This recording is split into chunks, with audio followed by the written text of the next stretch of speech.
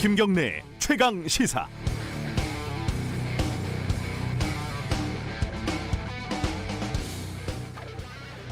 코로나라는 놈은 정말 시계처럼 정확합니다. 우리가 1년 가까이 이 놈을 지켜보지 않았습니까?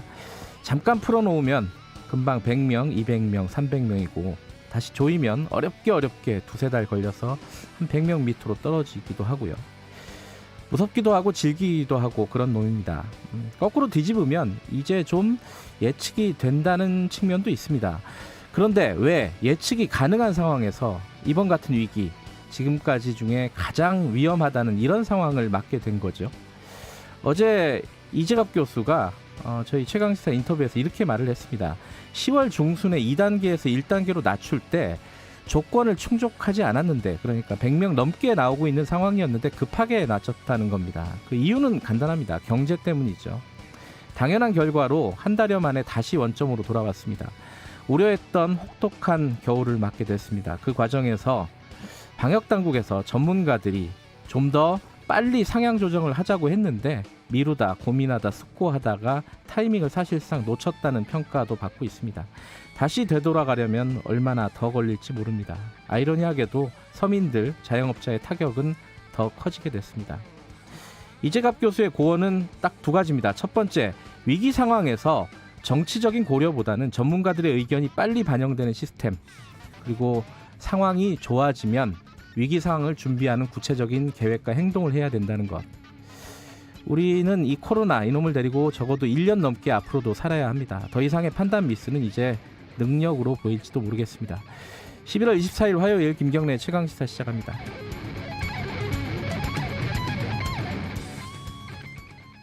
김경래 최강시사는 유튜브 라이브 열려 있습니다. 실시간 방송 보실 수 있고요. 샵 9730으로 문자 보내주시면 공유하겠습니다. 짧은 건 50원, 긴 건 100원이고요. 스마트폰 콩 이용하셔도 좋습니다. 오늘 1부에서는요. 지금 뭐 여러 가지 정치적인 사안 때문에 잘 보이진 않는데 내년 예산안 심사가 거의 마무리가 돼가고 있습니다. 근데 이 과정에서 좀 문제가 있다고 하네요. 오늘은 시대전환 조정훈 의원, 전문가죠. 연결해서 이야기 들어보고요. 2부에서는요. 여야가 지금 공수처장 후보 추천이 재가동 이거 합의는 했는데 제대로 될지는 좀 미지수입니다. 오늘은 국민의힘 김기현 의원에게 야당 입장 좀 들어보겠습니다.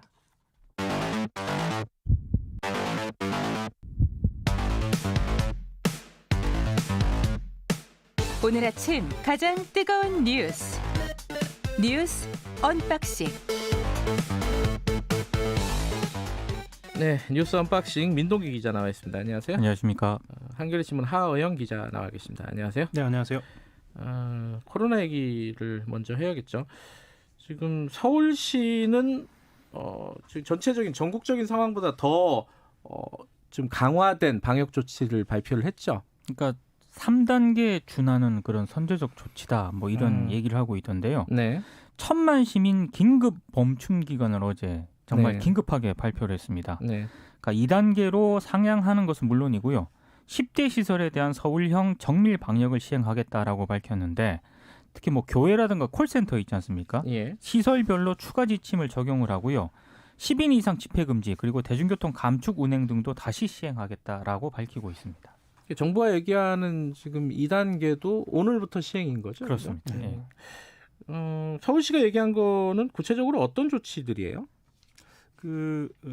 예배, 법회, 미사의 비대면 개최를 권고하고 있고요. 네. 그리고 콜센터는 50% 인원 근무를 권고하면서 하루 2차례 증상을 확인하도록. 특히 이 직종에서 특히나 많이 그 확진자가 발생하고 있기 때문에 이렇게 좀 더 집중적으로 하고 있는 것 같습니다. 그리고 네.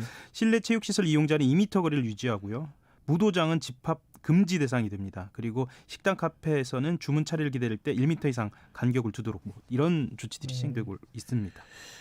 근데 실제로 카페가 보면 이렇게 참 쉽지가 않은데, 그죠? 근데 일단 테이크아웃 조치가 이제 오늘부터 시행이 되는 데다가 네. 이제 이 거리두기 간격까지 유지를 해야 된다라고 하니까요. 아마 카페 가시는 분들이 좀 적어질 것 같은 그런 예상은 됩니다. 학교도 보니까 아이들이, 그러니까 초등학교 이런 아이들이 지금도 뭐 학교마다 다르지만은 네. 일주일에 5일 가는 게 아니라 한 뭐 2일 가는, 3일 가는 그렇죠. 이런 아이들이 대부분이었는데 그것도 더 줄인다는 거고요. 이제 하루 정도로 줄어들 가능성이 있는 거죠. 예. 네. 어린이집은 완전히 휴원에 들어가는 건가요? 지금? 그러니까 서울 시내에 한 5,380개 정도 어린이집이 있는데요. 예. 이 24일, 그러니까 오늘부터 휴원에 들어간다는 거고요. 다만 가정 양육이 어려운 맞벌이 부부 있지 않습니까? 네. 그리고 한부모 가정 등에 대해서는 긴급 보육을 지원하겠다라는 입장입니다. 아, 부모들, 엄마 아빠들이 좀 걱정이 많겠습니다. 그렇죠. 예, 그 정부에서 이게 대책들을 빨리빨리 마련을 해가지고 알려줬으면 좋겠네요. 지금 집회 금지도 당연히 시행이 되는 거죠, 그죠? 그렇죠. 예. 그 지난달 12일 100인 이상으로 완화됐거든요. 예. 그 금지 기준이 10인 이상으로 다시 강화됩니다. 뭐 말씀드렸던 것처럼 시내버스 뭐 오후 10시 이후에 운행횟수 20% 줄이는 등 이렇게 모이는 지점들에 대한 그러니까 인원들을 좀 규제를 강화하는 방향으로 가는 것 같습니다. 관련해서는 내일입니다. 민주노총이 총파업을 예정하고 있는데요. 네. 뭐 노동조합법 개정 반대와 뭐 이른바 전태일 3법 재개정을 요구를 걸고 전국 동시다발로 집회를 열 예정입니다. 그래서 민주노총은 서울에서는 10명 이상 집회를 전면 금지한 방역 수칙에 따라서 10명 미만 규모로 집회를 열겠다고 이렇게 밝혔는데요. 다만 그 3차 유행이 시작되고 있고 방역 당국이 사회적 거리 두기를 2단계로 격상하고 있는 시기에 맞물려서 논란은 있습니다. 이거 좀 걱정되네요. 이 민주노총 집회는 강행을 하겠다는 거죠. 민주노총 입장은. 그죠? 그러니까 계속 강행을 하겠다라는 방역 거고요. 수칙을 지키는 조건 하에서 강행하겠다 뭐 이런 그렇죠. 거죠. 뭐 예. 민주당 지도부도 자제를 요청을 한 그런 상황인데 예. 일단 내일 집회는 예정대로 강행을 하겠다라는 겁니다. 이게 전태일 3법도 있고 뭐 네. 중대재해기업처벌법 그렇죠. 부분도 촉구하는 측면도 있고 여러 가지가 담겨져 있어서 시급한 사안이긴 한데 네. 지금 상황에서 동시다발적인 전국적인 집회를 하는 게 맞는가? 이건 좀 의문이긴 하네요. 그러니까 전반적으로 제가 오늘 그 신문 사설이라든가 예. 이런 걸 보니까요. 분위기가 어떤가요? 보수 진보 이걸 막론하고 예. 조금 자제를 해야 되는 게 좋지 않겠느냐라는 그런 좀 의견을 좀 피력을 하더라고요. 예, 이게 조직 입장에서는 이게 참 어려운 결정이긴 그렇죠. 해요. 네, 원래 이제 코로나가 이렇게 심각해질지 모르고 예정을 했던 건 당연한 거고 네. 그대로 이제 가는 건데 이거를 굉장히 일련에서 중요한 사안인데 그 네. 중요한 사안을 미룬다는 결정을 하기가 쉽지는 않은 건 이해는 돼요. 이해는 되는데 네. 지금 상황은 좀 다르죠. 그죠? 그러니까 오히려 뭐 요구라든가 국민을 설득하는 그런 방식에 있어서도 네. 지금 시점은 매우 좀 안 좋은 것 같다라는 그런 취지의 사설 칼럼들이 좀 있는 것 같습니다. 물론 뭐 예컨대 8.15 집회랑 뭐가 다르냐 이렇게 얘기하는 거는 좀 맞지 않을 수는 있죠. 이 방역 조치를 그렇죠. 잘 지키겠다는 거긴 하지만 그럼에도 불구하고 그렇게 비난받을 소지가 꽤 있거든요. 네. 특히나 고민이 되는 지점은 어떤 지점이냐면 이 코로나19 상황에서 가장 피해를 입고 있는 계층이 네. 실제로 그 자영업자나 노동자 계층인데 이 노동조합법 등 노동조합 개정이라든가 아까 말씀드렸습니다만 네. 그 중대재해기업처벌법 같은 경우에는 실제로 지금 현재 피해를 입고 있는 상황이거든요. 그렇죠. 그래서 코로나19 상황하고 어떻게 맞물려 들어갈 것인지에 대한 고민도 민주노총은 상당히 있는 것 같습니다. 뭐 고민을 하겠지만 내일이니까 오늘 좀 신중한 결정을 할 것 같고 좀 기다려보죠 그 부분은. 코로나 관련해 갖고 요거 재밌더라고요. 이 항체 조사를 계속 하잖아요 우리가 주기적으로. 네. 근데 어떻게 나왔어요 이거는? 근데 약간 이게 우려가 되는 게요. 네. 항체 조사 어제 그 중간 결과를 발표를 했는데 네. 지난 9월과 10월에 군 입영 장정들 있잖아요. 네. 한 6,859명을 대상으로 이제 진행을 했는데 이게 이제 조사하기가 쉬우니까 그죠? 그렇죠. 모여 있으니까 하는 뭐, 건데. 근데 이게 우려가 되는 게 양성 반응을 보인 사람이 25명이었는데 예. 문제는 이 중에서 지역 사회에서 진단이 되지 않았던 사람이 15명이나 됐다는 겁니다. 그러니까 미진단 항체 양성률이 0.22%로 나왔는데요. 이게 일반 국민 1,379명을 대상으로 이제 또 비슷하게 조사를 진행을 했거든요. 이때는 0.07%가 나왔습니다. 그러니까 젊은 층, 더더군다나 입영 장정의 미진단 항체 양성률이 일반 국민보다 3배나 더 많다는 그런 얘기인데 이거는 조용한 전파라든가 또 젊은 층이 또 확산을 또 급속하게 시킬 수가 있잖아요. 네. 그런 부분에 있어서 상당히 우려가 되고 있습니다. 최근에 보니까 원래는 예전에는 우리가 보통 노년층이 확진자들이 많았잖아요. 근데 최근에는 젊은층 확진자가 꽤 많더라고요. 이건 좀 달라진 것 같아요, 좀 양상이. 예, 방역대책본부가 공개한 지난 15일에서 21일 신규 확진자 연령별 분포를 보면은요. 예. 20대가 17.8%로 가장 높습니다. 그러니까 이게 좀 의외의 결과예요. 그렇죠. 예. 그래서 이거는 이제 조용한 전파. 그러니까 본인이 걸린 것을 모르죠. 모르고 조용하게 전파되는 것을 의미할 수도 있거든요. 네. 그래서 우려가 더 높은 상황입니다. 더군다나 이제 젊은 층은 활동 반경이 넓잖아요. 동선이 그렇죠. 좀 복잡하고 네. 여기저기 많이 다니기 때문에. 대중교통도 많이 이용하고. 그럼요. 예. 이 노년층하고 또 다른 이 노년층은 이제 시사율이 높아가지고 걱정인 거고, 네. 그죠. 젊은 층은 한번 걸리면은 다른 사람들한테 감염시킬 그렇죠. 우려가 높다는 거. 여러 가지로 상황이 안 좋은 거고 지금까지 한 근 10달 정도 코로나 상황에서 가장 위험한 상황이다 지금이. 네. 그거는 맞는 것 같습니다. 이번에 2단계로 올리면서 뭔가 좀 고삐를 쫙 죄야 되지 않을까라는 생각이 듭니다. 근데 이런 상황이 계속되니까 정치권에서 또 이 얘기 나오더라고요. 3차 재난지원금 이거는 어디까지 지금 얘기가 나온 겁니까? 일단 어제 예. 김종인 국민의힘 비상대책위원장이요. 그 비상대책위원회에서 이런 이야기를 꺼냈습니다. 내년도 본 예산에 네. 코로나 사태와 결부돼 있는 재난지원금이나 지원 대책이 포함되어 있지 않은 것 같다 이렇게 지적을 하면서요. 12월에 예산을 통과시키고 내년에 추가 경정 예산 그러니까 재난지원금 지급을 상정을 하는 겁니다. 그 지급을 위한 추가 경정 예산 문제가 거론되면 국민에 대한 정부의 신뢰가 문제가 있으니까 본 예산 통과 전에 예산상 준비를 하자 이렇게 제안을 한 겁니다. 네. 물론 이 지급 방식에는 주로 자영업자 중심의 선별 지급 방식 네. 이렇게 무게를 두고 있고요. 그런데 일단 민주당에서는 난색을 좀 표하고 있습니다. 김태년 민주당 원내대표 같은 경우에는 기자들과 만난 자리에서요.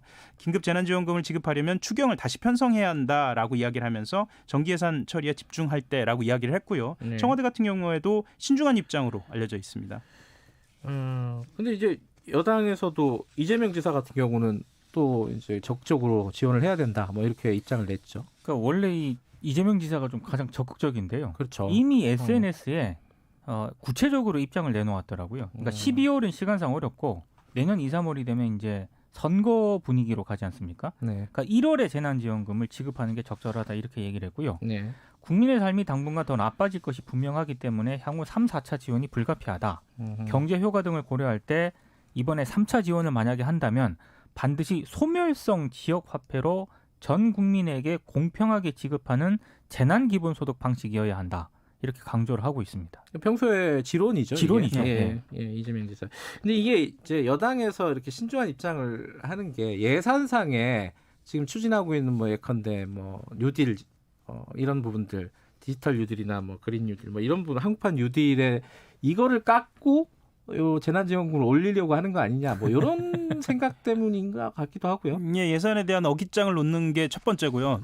뭐 가능하면 깎겠다 이런 그 야당의 속셈이 보여서 그렇죠. 여당은 그렇다라고 이야기를 하고 있습니다. 이것도 근데 아마 이번 위기 상황이 코로나 위기 상황이 길어지면은 당연히 이 얘기는 나올 거예요. 그렇죠. 네. 자영업자들 피해가 심각하기 때문에 그 부분은 좀 나올 것 같은데 이것도 조금 더 봐야겠네요. 이미 지금은 이제 아이디어가 나온 차원이고 본격적으로 논의가 된 건 아니죠. 그렇죠. 네. 예. 다른 소식 좀 알아보죠. 공수처장 이거 추천위원회가 사실상 중단, 종결 뭐 됐었잖아요. 뭐라고 표현해야 되나 이거? 근데 다시 열리게 됐다고요? 그러니까 이제 박병석 국회의장 주최로 어제 여야 원내대표가 만났잖아요. 네. 그래서 국회에서 1시간 정도 넘게 논의를 했는데 추천위원회 회의 제기에 일단 합의는 했습니다. 네. 그러니까 4차 회의가 내일 아마 개최가 될 가능성이 높은 상황인데요. 네. 일단 야당은 지난번 심사에서 적임자를 뽑지 못했기 때문에 후보 재추천 등 모든 것을 원점에서 재검토하자 이렇게 주장을 하고 있고요. 근데 여당 같은 경우에는 기존 10명의 후보 가운데 결정을 해야 한다 이런 입장입니다. 아마 3차 회의 표결에서 이번에 그 득표를 한 4명의 후보 있지 않습니까? 네. 이 4명을 놓고 아마 심사를 재개할 가능성이 높은 그런 상황이긴 한데요. 잘 진행이 될지는 지금 의문부호가 찍히고 있습니다. 야당 입장은 크게 변한 건 아니잖아요. 그죠? 네, 전혀 변한 거는 없습니다. 다만 이런 고민은 좀 있는 것 같습니다. 국민의힘 입장에서는 무조건 반대하기만 하면 그러면 결국은 통과된다. 이런 경험이 있지 않습니까? 이 법안이. 그래서 그런 것도 하나하고 또 이제 그 어깃장만 놓고 대안이 없으면 이게 또 여론이 좋아지지 않는다라는 것도 있고요. 그래서 일단은 좀 시간 끌기를 하되 네. 협의를 하는 방향으로 가지 않을까라는 전망도 있습니다. 그러니까 야당 입장은 될 때까지 논의하자 이거고. 예. 그렇죠. 근데 후보를 그대로 놔두고 될 때까지 되겠나 싶기도 하고요. 지금 네. 상황에서. 네. 그러면 야당이 어쨌든 여당이 추천한 공수처장 후보 말고 뭐 대한변협이라든가 이쪽에서 추천한 제3자 쪽에서 추천한 쪽으로 표를 줘야지 이게 합의가 가능한 거 아니겠습니까? 예, 그렇죠. 그럴 가능성이 얼마나 될지 이거는 저희들이 2부에서 김기현 의원에게 직접 물어보도록 하겠습니다. 야당도 좀 복잡할 거예요, 머리가 이걸. 그럼요. 어떻게 해야 될지. 뾰족한 방법이 없는 상황이긴 하거든요. 야당 근데 입장에서. 그러다가 법이 바뀌면은 그렇죠. 아무런 뭐 속수무책으로 그냥 이렇게 통과될 가능성도 높고. 네. 그래서 최대한 지연을 시켜서요. 내년 생각해 보면 선거 국면으로 들어가는 봄까지 이게 지연이 되면 이 주제가 좀 희석되면서 넘어가지 않을까? 뭐 이런 생각 좀 있는 것 같습니다. 선거 국면이면 좀 달라지기 때문에. 예. 근데 그렇지 않으려고 지금 여당은 연내 지금 무조건 통과하겠다는 거 아니에요, 거죠. 그렇죠? 이거 마지막에 연말에 이거 시끄럽겠네요. 자, 여기까지 듣죠. 고맙습니다. 고맙습니다. 뉴스 언박싱 민동기 기자, 한겨레 신문 하어영 기자였습니다. 김경래 최강 시사 듣고 계시고요. 지금 시각은 7시 36분입니다. KBS 날씨 정보입니다. 오늘도 춥습니다. 낮 동안 서울 한 자릿수 8도까지 오르니까 따뜻하게 옷차림하시고요. 현재 기온 서울이 1도, 체감온도는 영하 1도입니다. 대구 한령도 어제와 비슷하게 기온이 영하 4도대로 떨어져 있고요. 오늘 낮 기온 서울 8도, 평년보단 2도 낮고 어제보단 2도 높습니다. 강릉, 광주, 대구 12도로 대부분 낮 동안에도 춥거나 쌀쌀하겠습니다. 이번 추위는 내일 오후 서울이 10도까지 오르는 등 겨우겨우 두 자릿수로 진입하는 곳이 있겠고 평년 추위로 내일 오후부터는 좀 되돌아오긴 하겠습니다. 이후로 평년 수준의 기온 이어지다가 주말 휴일 서울이 영하 3도까지 다시 떨어지면서 주말 동안 춥겠습니다. 오늘 아침 구름이 많은데요. 오후에 맑아지겠고요. 충청과 전라도 아침까지 빗방울 떨어지거나 눈이 좀 날리겠습니다. 모레 밤에 강원 영동 북부나 일부 강원 산지로 비나 눈 예보가 있는데 이 전까지 강원 동해안 건조특보가 유지되겠고요. 미세먼지 농도 오늘 대부분 무난해서 대기질 괜찮겠습니다. 지금 서울 기온 1.1도입니다. KBS 날씨 정보 최형우였습니다. 계속해서 이 시각 교통 상황은 KBS 교통정보센터의 이승미 씨가 정리해 드립니다. 네, 이 시각 교통 상황입니다. 서울시내 올림픽대로 공항 방향으로 반포대교 부근 3, 4차로 막고 사고를 처리하고 있습니다. 암사대교부터 여파를 받고 있고요.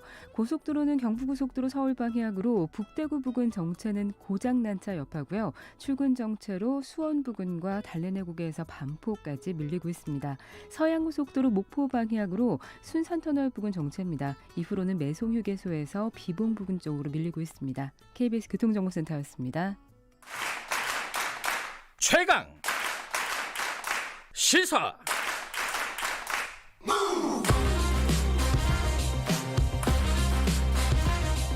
지금 여러분께서는 김경래 기자의 최강 시사를 듣고 계십니다. 네, 국회에서 지금 뭐 공수처라든가 뭐 이런 것들이 시끄러워가지고 또 선거 국면이잖아요. 잘 보이지는 않는데 지금 예산안 심사가 연말이잖아요. 한참 진행 중입니다. 뭐 마무리 막바지 단계라고 보도가 나오기도 하는데 그 와중에 굉장히 이상한 일들이 좀 벌어지고 있다고 합니다. 이게 특히 초선이시죠. 이 세계은행 출신 경제 전문가이기도 하고요. 조정훈 시대전환 의원이 보기에는 이건 좀 말도 안 되는 일이 지금 국회에서 벌어지고 있다고 하는데 어떤 일인지 좀 직접 좀 들어보도록 하겠습니다. 조정훈 의원님 전화로 연결되어 있습니다. 안녕하세요. 네, 안녕하십니까. 지금 국회 상임위 산자위에 소속돼 있으시죠? 네, 그렇습니다. 거기서 제가 기사를 읽어보니까 뭐 조정훈 의원님이 보시기에는 너무 심한 일이 벌어졌다. 어떤 일이 벌어졌다는 겁니까? 청취자들이 알기 쉽게 좀 얘기를 좀 해주세요. 네, 예산이라는 게 558조나 되는 큰 금액을 심사하는 과정이고요. 네. 그러기 위해서는 이제 세 단계로 예. 이제 상임위에서 심사, 예. 소위 예산결산위원회 심사, 그리고 본회의에서 이제 표결이 있습니다. 근데 이제 상임위에서 심사하는 과정에 예. 소위원회 12명의 의원이 만장일치로 된 예산이 여야 간사의 합의라는 그런 이해할 수 없고 납득할 수 없는 이유로 예. 약 600억에서 700억이나 되는 돈이 변경이 되었습니다. 저는 이거는 민주적이지 않고 국회의 원칙과 절차를 정면으로 위반하는 상황이라고 생각해서 예. 매우 강하게 항의를 했고요. 예. 또 기자회견 등을 통해서 국민들로부터 국회를 혼내달라고 다시 이런 일이 벌어지지 않도록 국회를 엄중히 문책해달라고 요청하였습니다. 이제 각 상임위별로 이제 예산을 심의하는 거잖아요. 심사를 하는 건데 지금 말씀하신 대로 소위라고 이제 전체 모여갖고 논의하는 것보다는 좀 작은 소위원회에서 먼저 논의를 한 다음에 거기서 합의를 한 것을 상임위에서 통과시키는 거잖아요. 절차적으로 보면은. 그런데 맞습니다. 예, 네. 거기서 소위에서 다 합의를 했는데 간사들이 따로 또 합의를 했다? 이거는 왜 그렇게 따로따로 하는 거예요? 그러서는 안 되고요. 예. 제가 이야기로는 소위에서 합의된 내용을 여야 간사가 자의적으로 이렇게 변경한 것은 예. 이번이 처음이라고 들었습니다. 그래요? 네, 12명의 의원, 저를 포함해서 민주당 의원 6, 국민의힘 의원 5, 예. 저 12명이 거의 24시간 동안 네. 꼼꼼히 본 예산 검토를 상임위 전체 회의에서는 한 장의 수정안이 그냥 떠 올라왔습니다. 그래서 그 양당 간사, 소위에 들어있지도 않은 간사 두 분이 합의했다고 이해해달라고 국회는 원래 간사 합의로 이루어지는 곳이라는 얘기만 나왔는데요. 원래 그런 곳이란 없습니다. 국민들에게 설득할 수 없고 설명할 수 없는 이유로 원래 그런 곳이다라는 말을 저는 더 받아들일 수 없다고 생각합니다. 근데 거기 아까 말씀하신 대로 소위에 국민의힘하고 더불어민주당 의원들도 있었다는 거 아니에요. 그렇죠? 6명, 5명, 11명이나 있고. 근데 그 11명은 간사들이 따로 합의한 거를 그냥 고개 끄덕끄덕하면서 넘어가는 건가요, 이게? 몇몇 분들은 이게 뭐냐, 왜 이런 갑자기 예산을 변경했냐라고 항의성 발언을 하시기도 했습니다. 예. 특히 이제 소위 위원장이셨던 김종호 의원님은 매우 강력한 유감이다라고 하셨는데요. 그럼에도 불구하고 반대표를 던진 상임위에서 반대표를 던진 사람은 저밖에 없었습니다. 항의는 했는데 반대는 또 안 하는 거예요, 또? 네. 간사들이 합의를 했기 때문에 그냥 따라가는 거군요. 네. 근데 간사들도 상임위가 30명인데 네. 저는 n분의 1 이상의 무게를 가질 수 없다고 생각합니다. 그것은 민주주의가 아니죠. 모든 의원이 한 표를 갖고 있어야 되는 건데 예. 그 원칙이 무너졌고 또 이래서 양당 간사가 변경한 내용들도 저는 납득하기 어렵습니다. 어떻게 600, 700억이나 되는 예산을 두 분이 서로 앉아가지고 짧은 시간 안에 이거 주고 이거 받고 할 수 있었는지 그야말로 밀실의 전형이었다라고 생각하고 다시는 이런 일은 없어야 되고 저는 기록을 위해서도 반대를 했습니다. 그런데 지금 말씀하신 절차적으로는 그 지금 문제점이 있는데 내용적으로는 아까 한 6, 70억 원이 변경이 됐다고 했잖아요. 거기서 6, 700억이요. 6, 700억이 변경이 됐다고 하셨는데 어떤 문제점들이 좀 보입니까? 어떠세요? 저는 제가 아주 꼼꼼히 봤는데 한 장밖에 없었습니다. 변경 내용이. 예. 특정 예산 600억 삭감 이렇게 끝났는데요. 예. 저는 매우 필요한 예산이 많이 삭감되었고 또 여야가 합의로 감액한 예산들이 다시 살아났습니다. 어떤 곳은 매우 많이 금액이 증액되고 어떤 곳은 매우 전액이 삭감돼 버리는 저희들이 12명이 매우 열심히 준비한 내용들을 다 뒤집는 결과가 나왔는데요. 저는 그 상임위에서도 요청했습니다. 설명을 좀 해봐라. 그렇죠. 예. 네, 어떤 근거로 이건데 그냥 이해해달라. 양당 간사가 합의한 내용이다. 저는 그냥 마치 세월호에서 그냥 참아라, 기다려라라는 느낌. 이제 관행이니까 더 이상 문제 일으키지 말아달라라는 건데요. 저는 우리 사회가 관행이 쌓여와서 적폐가 되었다고 생각합니다. 저는 이런 것들은 하루빨리 고쳐야 되는 것이고요. 더 이상 2020년 대한민국에서 이런 일들은 일어날 수 없다라고 생각합니다. 좀 알기 쉽게요. 지금 삭감 소위에서 결정된 안을 밀실에서 만약에 삭감을 했다 그러면 어떤 부분이 삭감이 됐는지 꼭 필요한 부분이 예컨대 예를 들어서 하나 설명해 주실 수 있으신가요? 가장 많이 삭감된 거는 네. 가정용 그 스마트 전력 플랫폼이라고 합니다. 예. 각 가정에 들어가는 전기의 용량을 스마트 기계로 측정해서 네. 가장 효율적으로 전기를 공급하고 공개를 수급할 수 있는 그 기계 장치거든요. 예. 이것은 우리 대한민국의 전력 산업의 그 선진화를 위해서 네. 또 우리 기업들이 세계에서 많은 사업들을 하고 있는 사업입니다. 네. 근데 이 기계 장치가 상당히 비싸서 예. 가정에게 어느 정도 보조를 해주지 않으면 예. 가정 스스로 이걸 사서 설치하기 굉장히 어렵습니다. 예. 근데 이게 1,500한 1,600억 정도가 정부 예산이었는데 예. 610억을 깎아버렸습니다. 왜 이렇게 했는지 예. 이 사업 자체가 뭐가 문제인지 예. 저는 설명이 없다라고 생각합니다. 그냥 근데 이걸 또 어떻게 이거는 어떻게 한국형 뉴딜의 굉장히 중요한 내용이기도 하거든요. 그린 뉴딜 예. 측면에서. 예. 근데 이런 걸 다 이렇게 깎아버리고 또 나중에 연말이 되면 한국 전력산업 아직 후진이다라고 이렇게 또 비난할 수 있지 않습니까? 또 이런 거와 함께 이제 중기벤처부가 하는 여러 가지 사업들, 특히 소상공인들의 제품을 해외 홍보하기 위한 예산들은 또 딱 깎아버리고, 그래서 우리 상품들이 해외에서 브랜드가 너무 인지도가 없다라고 또 비난하고, 네. 저는 참 이해할 수 없는, 정말 내 돈이라면 이렇게 예. 썼을까? 절대 아니라고 생각하거든요. 근데 지금 말씀하신 것처럼 지금 뭔가를 깎았다는 건데요. 네. 그 이유는 그래도 대략적으로라도 얘기는 하지 않아요? 이게 뭐가 문제다. 뭐 예산 뭐 사업이 뭔가 뭐 너무 구체적으로 마련되지 않았다라든가 뭐든지 설명은 있었을 거 아니에요? 예, 설명은 소위에 있었는데요. 예. 제가 비판하는 그 상임위 전체에서 양당 간서로 합의였다라고 네. 했을 때는 어떤 설명도 없었습니다. 그냥 원래 양당 간사의 합의가 이루어졌다. 그리고 이렇게 변경을 해서 유감이다. 네. 예. 이해 부탁한다.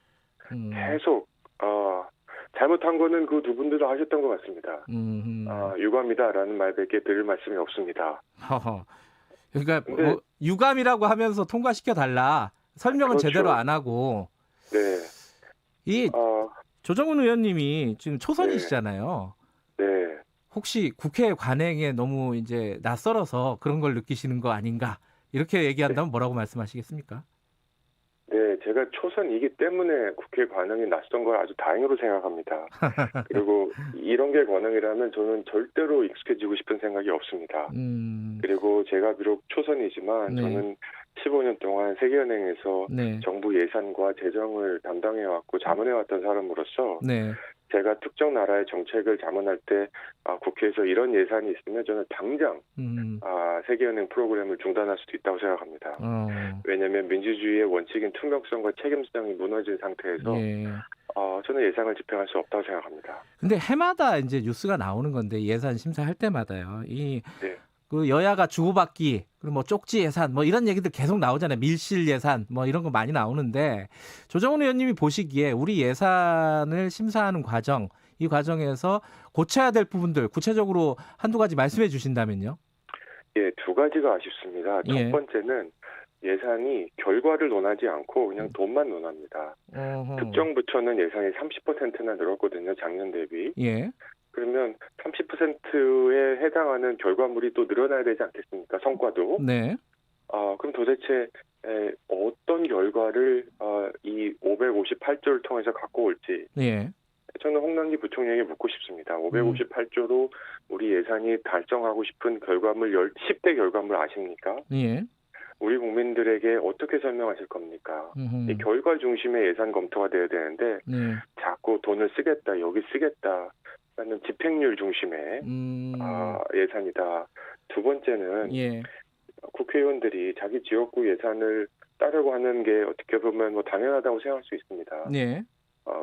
그럼에도 불구하고 저는 기록과 결과가 남아야 된다고 생각합니다.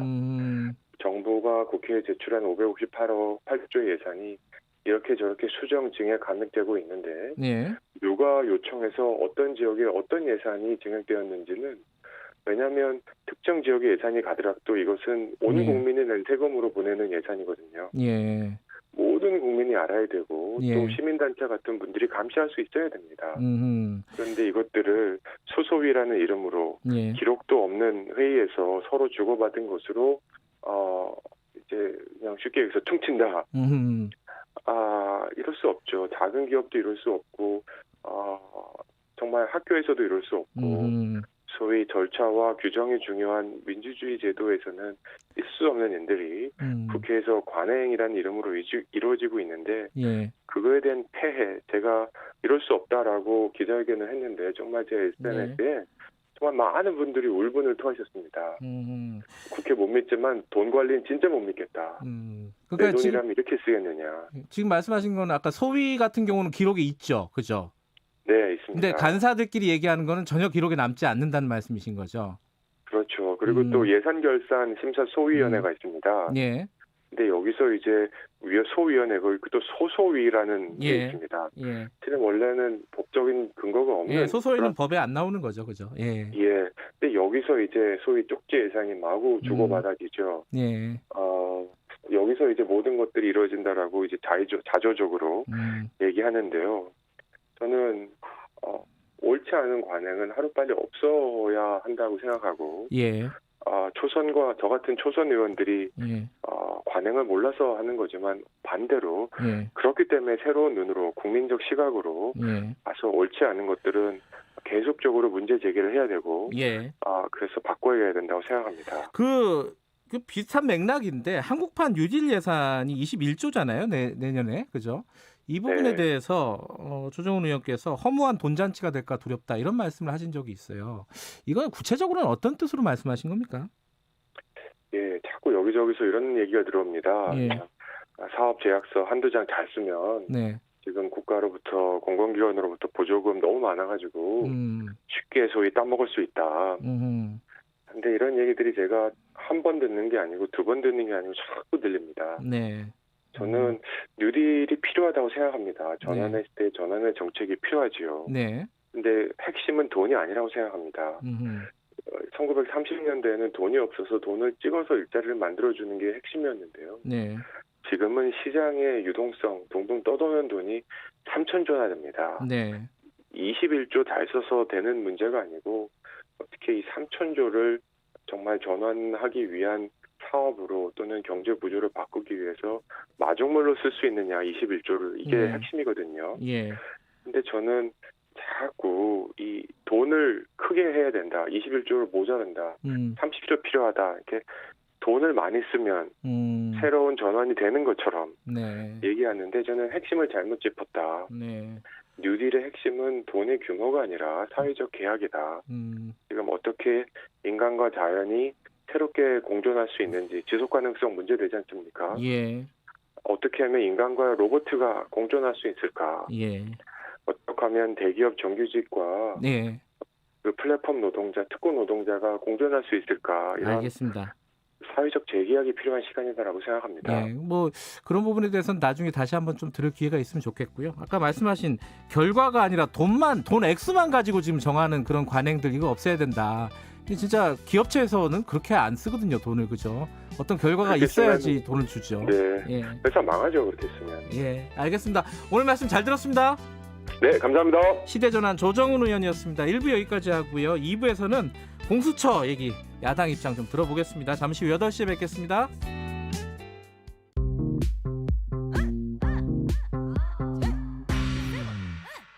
뉴딜 내려온다. 한국 반뉴딜. 위기에 강한 나라. 한국 반뉴딜. 경제 살리는 뉴딜. 환경 지키는 뉴딜. 사람 키우고 지역 키우는 한국 반뉴딜. 내 삶을 지키고 우리 동네 살리는 한국 반뉴딜. 대한민국 미래 열고 세계 경제 선도하는 한국 반뉴딜. 대한민국 정부. 가축 분뇨 혹시 더럽고 쓸모없다 느끼시나요? 가축 분뇨는 퇴비나 액체 비료로 만들 수 있고 절차에 맞춰 정해진 농경지에 적당량 살포하면 유기농 농산물 생산과 토질 개선에 도움이 됩니다. 가을은 액체 비료의 집중 살포 기간인 만큼 과다 살포 방지를 통해 유용한 자원으로 활용해야 하겠습니다. 환경공단은 2017년 가축분뇨 전자인계 관리 시스템을 도입하여 깨끗한 관리를 추진하고 있습니다. 이 캠페인은 환경부와 한국환경공단이 함께합니다. 말 같은 말.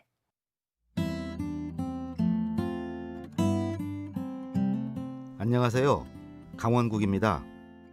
말 잘하는 사람들의 공통점이 있습니다. 첫째, 처음부터 말을 잘하지는 못했습니다. 둘째, 말을 잘하게 된 계기나 동기가 있습니다. 셋째, 말을 잘하기 위해 노력합니다. 이 세 가지 중에서 오늘은 계기에 관해 이야기해 보겠습니다. 지금은 강연, 방송 등으로 말하는 게 본업이 된 제게도 말을 잘해야겠다고 마음먹게 만든 계기가 있었습니다. 초등학교 5학년 때 담임선생님께서 제 생활기록부에 말수가 적고 친화력이 부족함 이렇게 써주신 겁니다. 그때 느꼈지요. 우리 엄마가 일찍 돌아가셔서 내가 우울하고 말수가 적다는 생각을 하고 계시구나.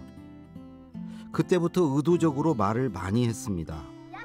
떠든 사람으로 칠판에 이름이 적히기를 바랐습니다. 그러다 보니 어느새 제 별명이 스마일이 되어 있더라고요. 또 한 번 말하기에 관해 동기부여가 된 적이 있습니다. 바로 영화 킹스 스피치를 보고 나서였지요. 제2차 세계대전 와중에 영국 왕위에 오른 주인공 조지 6세는 말을 심하게 더듬었습니다. 왕은 대중 앞에 서는 것 자체를 두려워했습니다. 하지만 각고의 훈련 끝에 말 더듬증을 극복하고 마침내 독일을 향한 선전포고 연설을 감동적으로 해냅니다. 가까운 곳에서 계기를 만들어 보세요. 저처럼 영화를 보셔도 좋고 말하기 관련 동영상 강의나 책을 보셔도 좋습니다. 이도저도 귀찮으면 텔레비전에 나오는 말 잘하는 사람을 유심히 관찰해 보기 바랍니다. 아, 나도 저 사람처럼 말을 잘했으면 좋겠다는 생각이 문득 들 수 있습니다. 바로 그 순간이 변화의 계기가 됩니다. 어쩌면 계기로 인해 동기가 생기는 게 아니라 동기가 계기를 만들어내는 것인지도 모릅니다. 아하. 물론 계기나 동기만으로는 아무것도 바뀌지 않습니다. 변화를 만들어내는 것은 준비와 연습입니다. 강원국의 말 같은 말이었습니다. 계기는 멋진 변화의 시작이고 시작이 반입니다. 나머지 반은 어떻게 채우시겠습니까?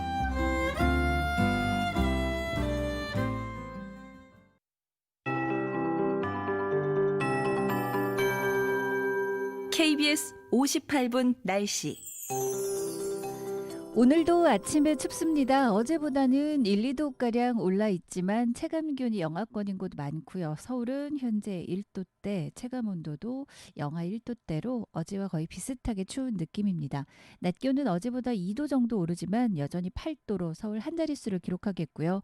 평년보다 2도가량 낮겠습니다. 강릉, 광주, 대구가 12도, 전국이 6도에서 15도 분포를 보이면서 오늘도 쌀쌀하고 춥겠습니다. 내일 오후쯤에는 겨우겨우 서울이 10도까지 오르면서 두 자릿수의 낮 기온 회복하겠지만 평년 수준의 추위는 감안하셔야 되겠고요. 내일 오후부터 조금 추위가 누그러들기 시작해 금요일까지 비슷하게 유지되겠지만 여전히 평년 추위 이어지다가 주말 휴일 다시금 영하권의 아침 추위가 찾아올 전망입니다. 오늘 구름 많다가 오후에 맑아지겠습니다. 충청과 전라도 아침까지 산발적으로 빗방울 떨어지거나 눈이 좀 날리겠고 강원, 경상도도 오전 한때 산발적인 빗방울 좀 예보가 돼 있습니다. 모레 밤에는 강원 영동 북부나 강원 산지 비나 눈 예보가 있고 토요일 오전까지 이어지는데 이 전까지는 강원 동해안에 건조특보 유지되겠습니다. 오늘 미세먼지 농도는 청정하겠습니다. 지금 서울 기온은 1.2도, 습도 61%입니다. 최영우였습니다.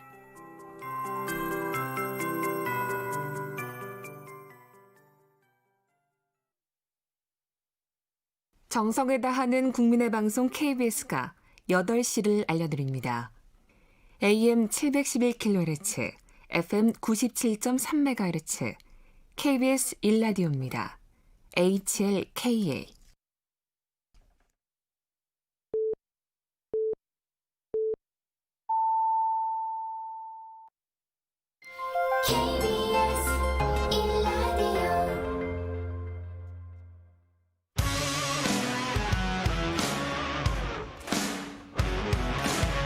뉴스타파 기자 김경래 최강 시사.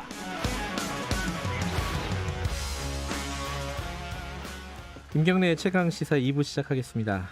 어제 여야가 국회의장하고 만나가지고 공수처 추천위원회를 다시 좀 열자라고 합의를 했습니다. 이게 이제 추천위원회가 사실상 종료가 됐는데 성과를 내지 못하고 한 번 더 해보자는 거예요. 그게 이제 일단 길은 열렸는데 그래도 이게 어떻게 될지는 아직 잘 모르겠습니다. 여러 가지 전국 현안 오늘 야당 입장 좀 들어봅니다. 국민의힘 김기현 의원님 연결되어 있습니다. 의원님 안녕하세요. 네, 반갑습니다. 김기현입니다. 예. 자, 이제 공수처장 추천위원회가 다시 열리게 됐습니다. 이게 언제 열리는 거예요, 그러면은? 정해졌나요? 글쎄, 그거를 당에서 결정하는 거 아니고 추천위원회에서 결정하는 것이니까. 예. 그쪽에서 의논을 하겠습니다만. 예. 조만간 열리지 않겠냐 생각을 하죠. 일단 좀 궁금한 거는 지금 10명의 후보가 이렇게 추천이 됐었잖아요, 원래. 그 후보로 계속 논의를 하는 건가요? 아니면 야당 입장에서는 새로운 후보를 추천을 하려고 하는 건가요? 어떻게 되는 겁니까? 이게 그 공수처장 후보 추천위원회를 어떻게 운영할 것인지에 대한 아무런 규정이 사실 없이 시작을 했죠. 그래서 그 추천위원회 내부에서 첫 회의를 하면서 어떤 식으로 운영하자라고 내부적으로 아마 그 자체 규정을 정했던 것 같은데 네. 그게 매우 엉성하고 준비가 덜 돼 있는 상태에서 했는 것이 아닌가 생각을 하고요. 예.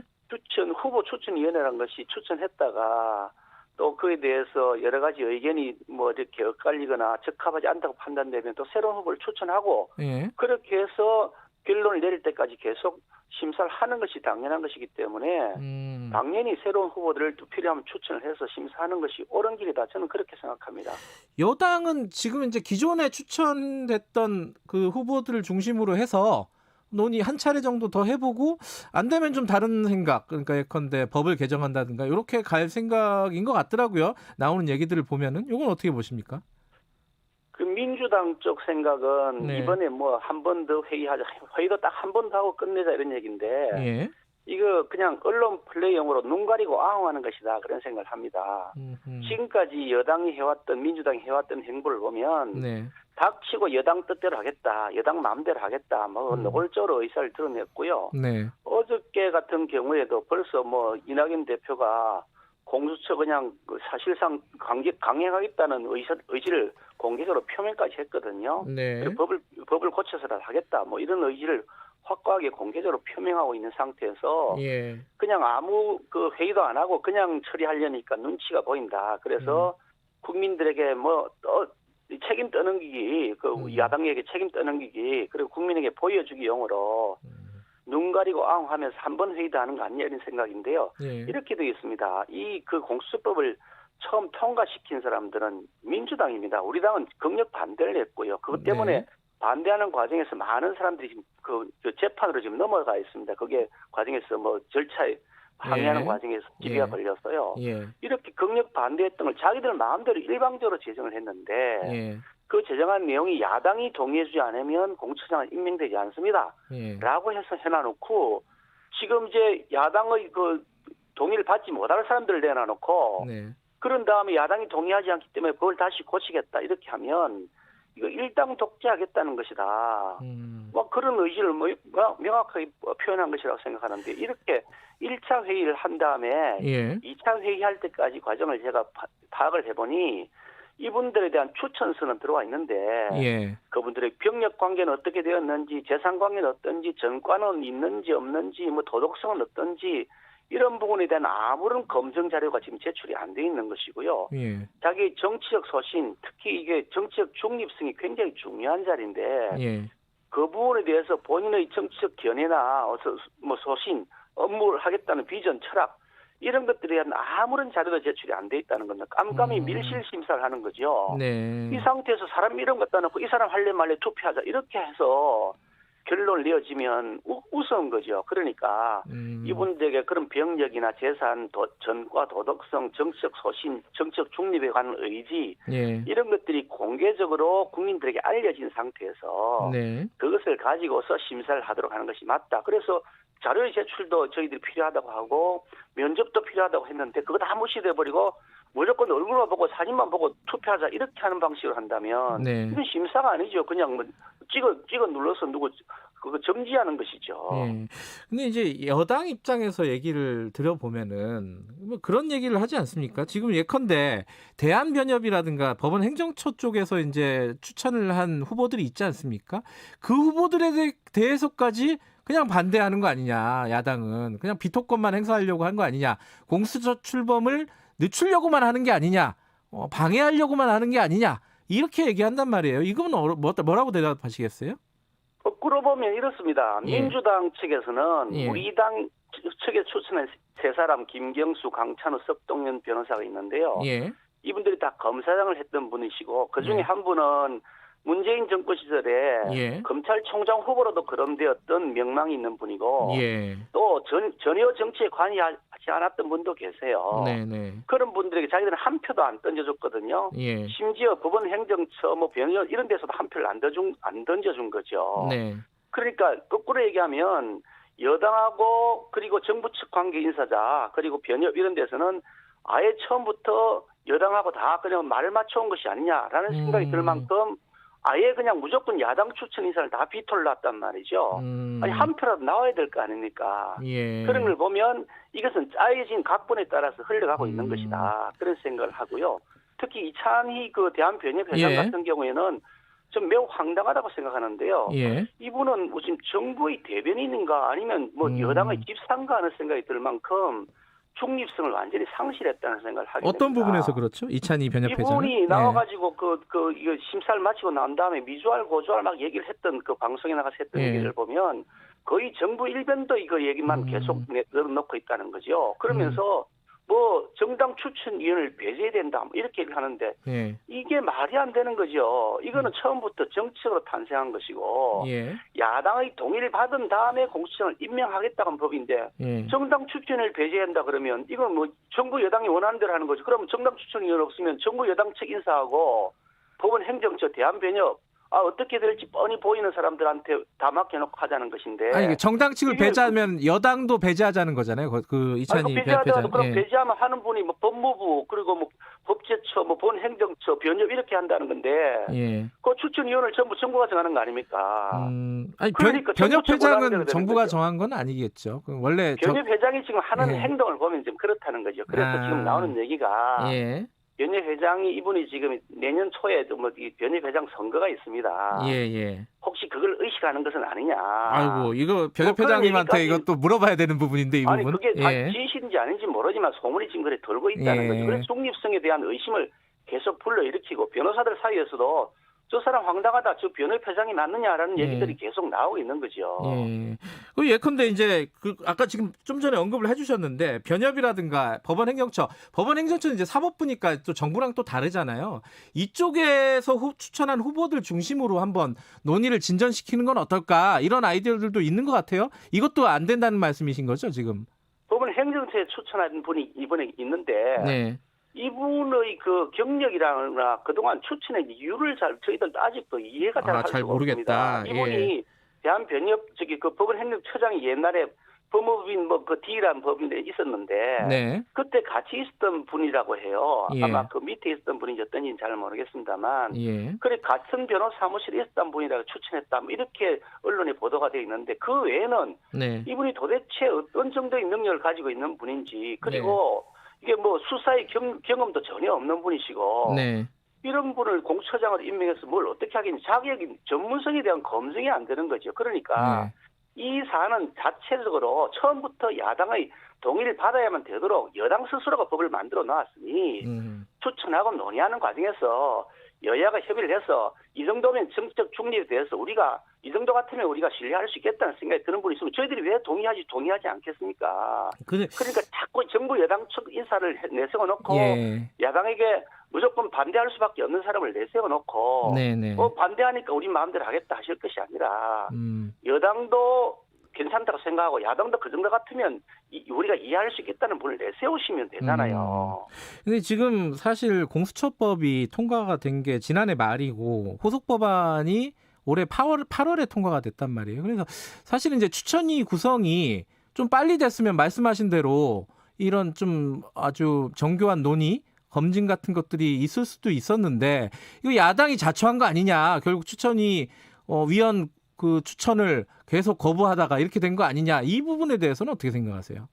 야당이 자초한 게 아니고 여당이 자초한 거죠. 이 법 자체는 위헌적인 법률이고 탄생해서는 안 되는 법률이라는 인식을 저희들은 확고하게 가지고 있죠. 그래서 이것이 위헌 법률이라 해가지고 헌법재판소에 헌법소환 청구를 해놨는데 그게 지금 1년이 다 되어 가도록 지금 감감무소식입니다.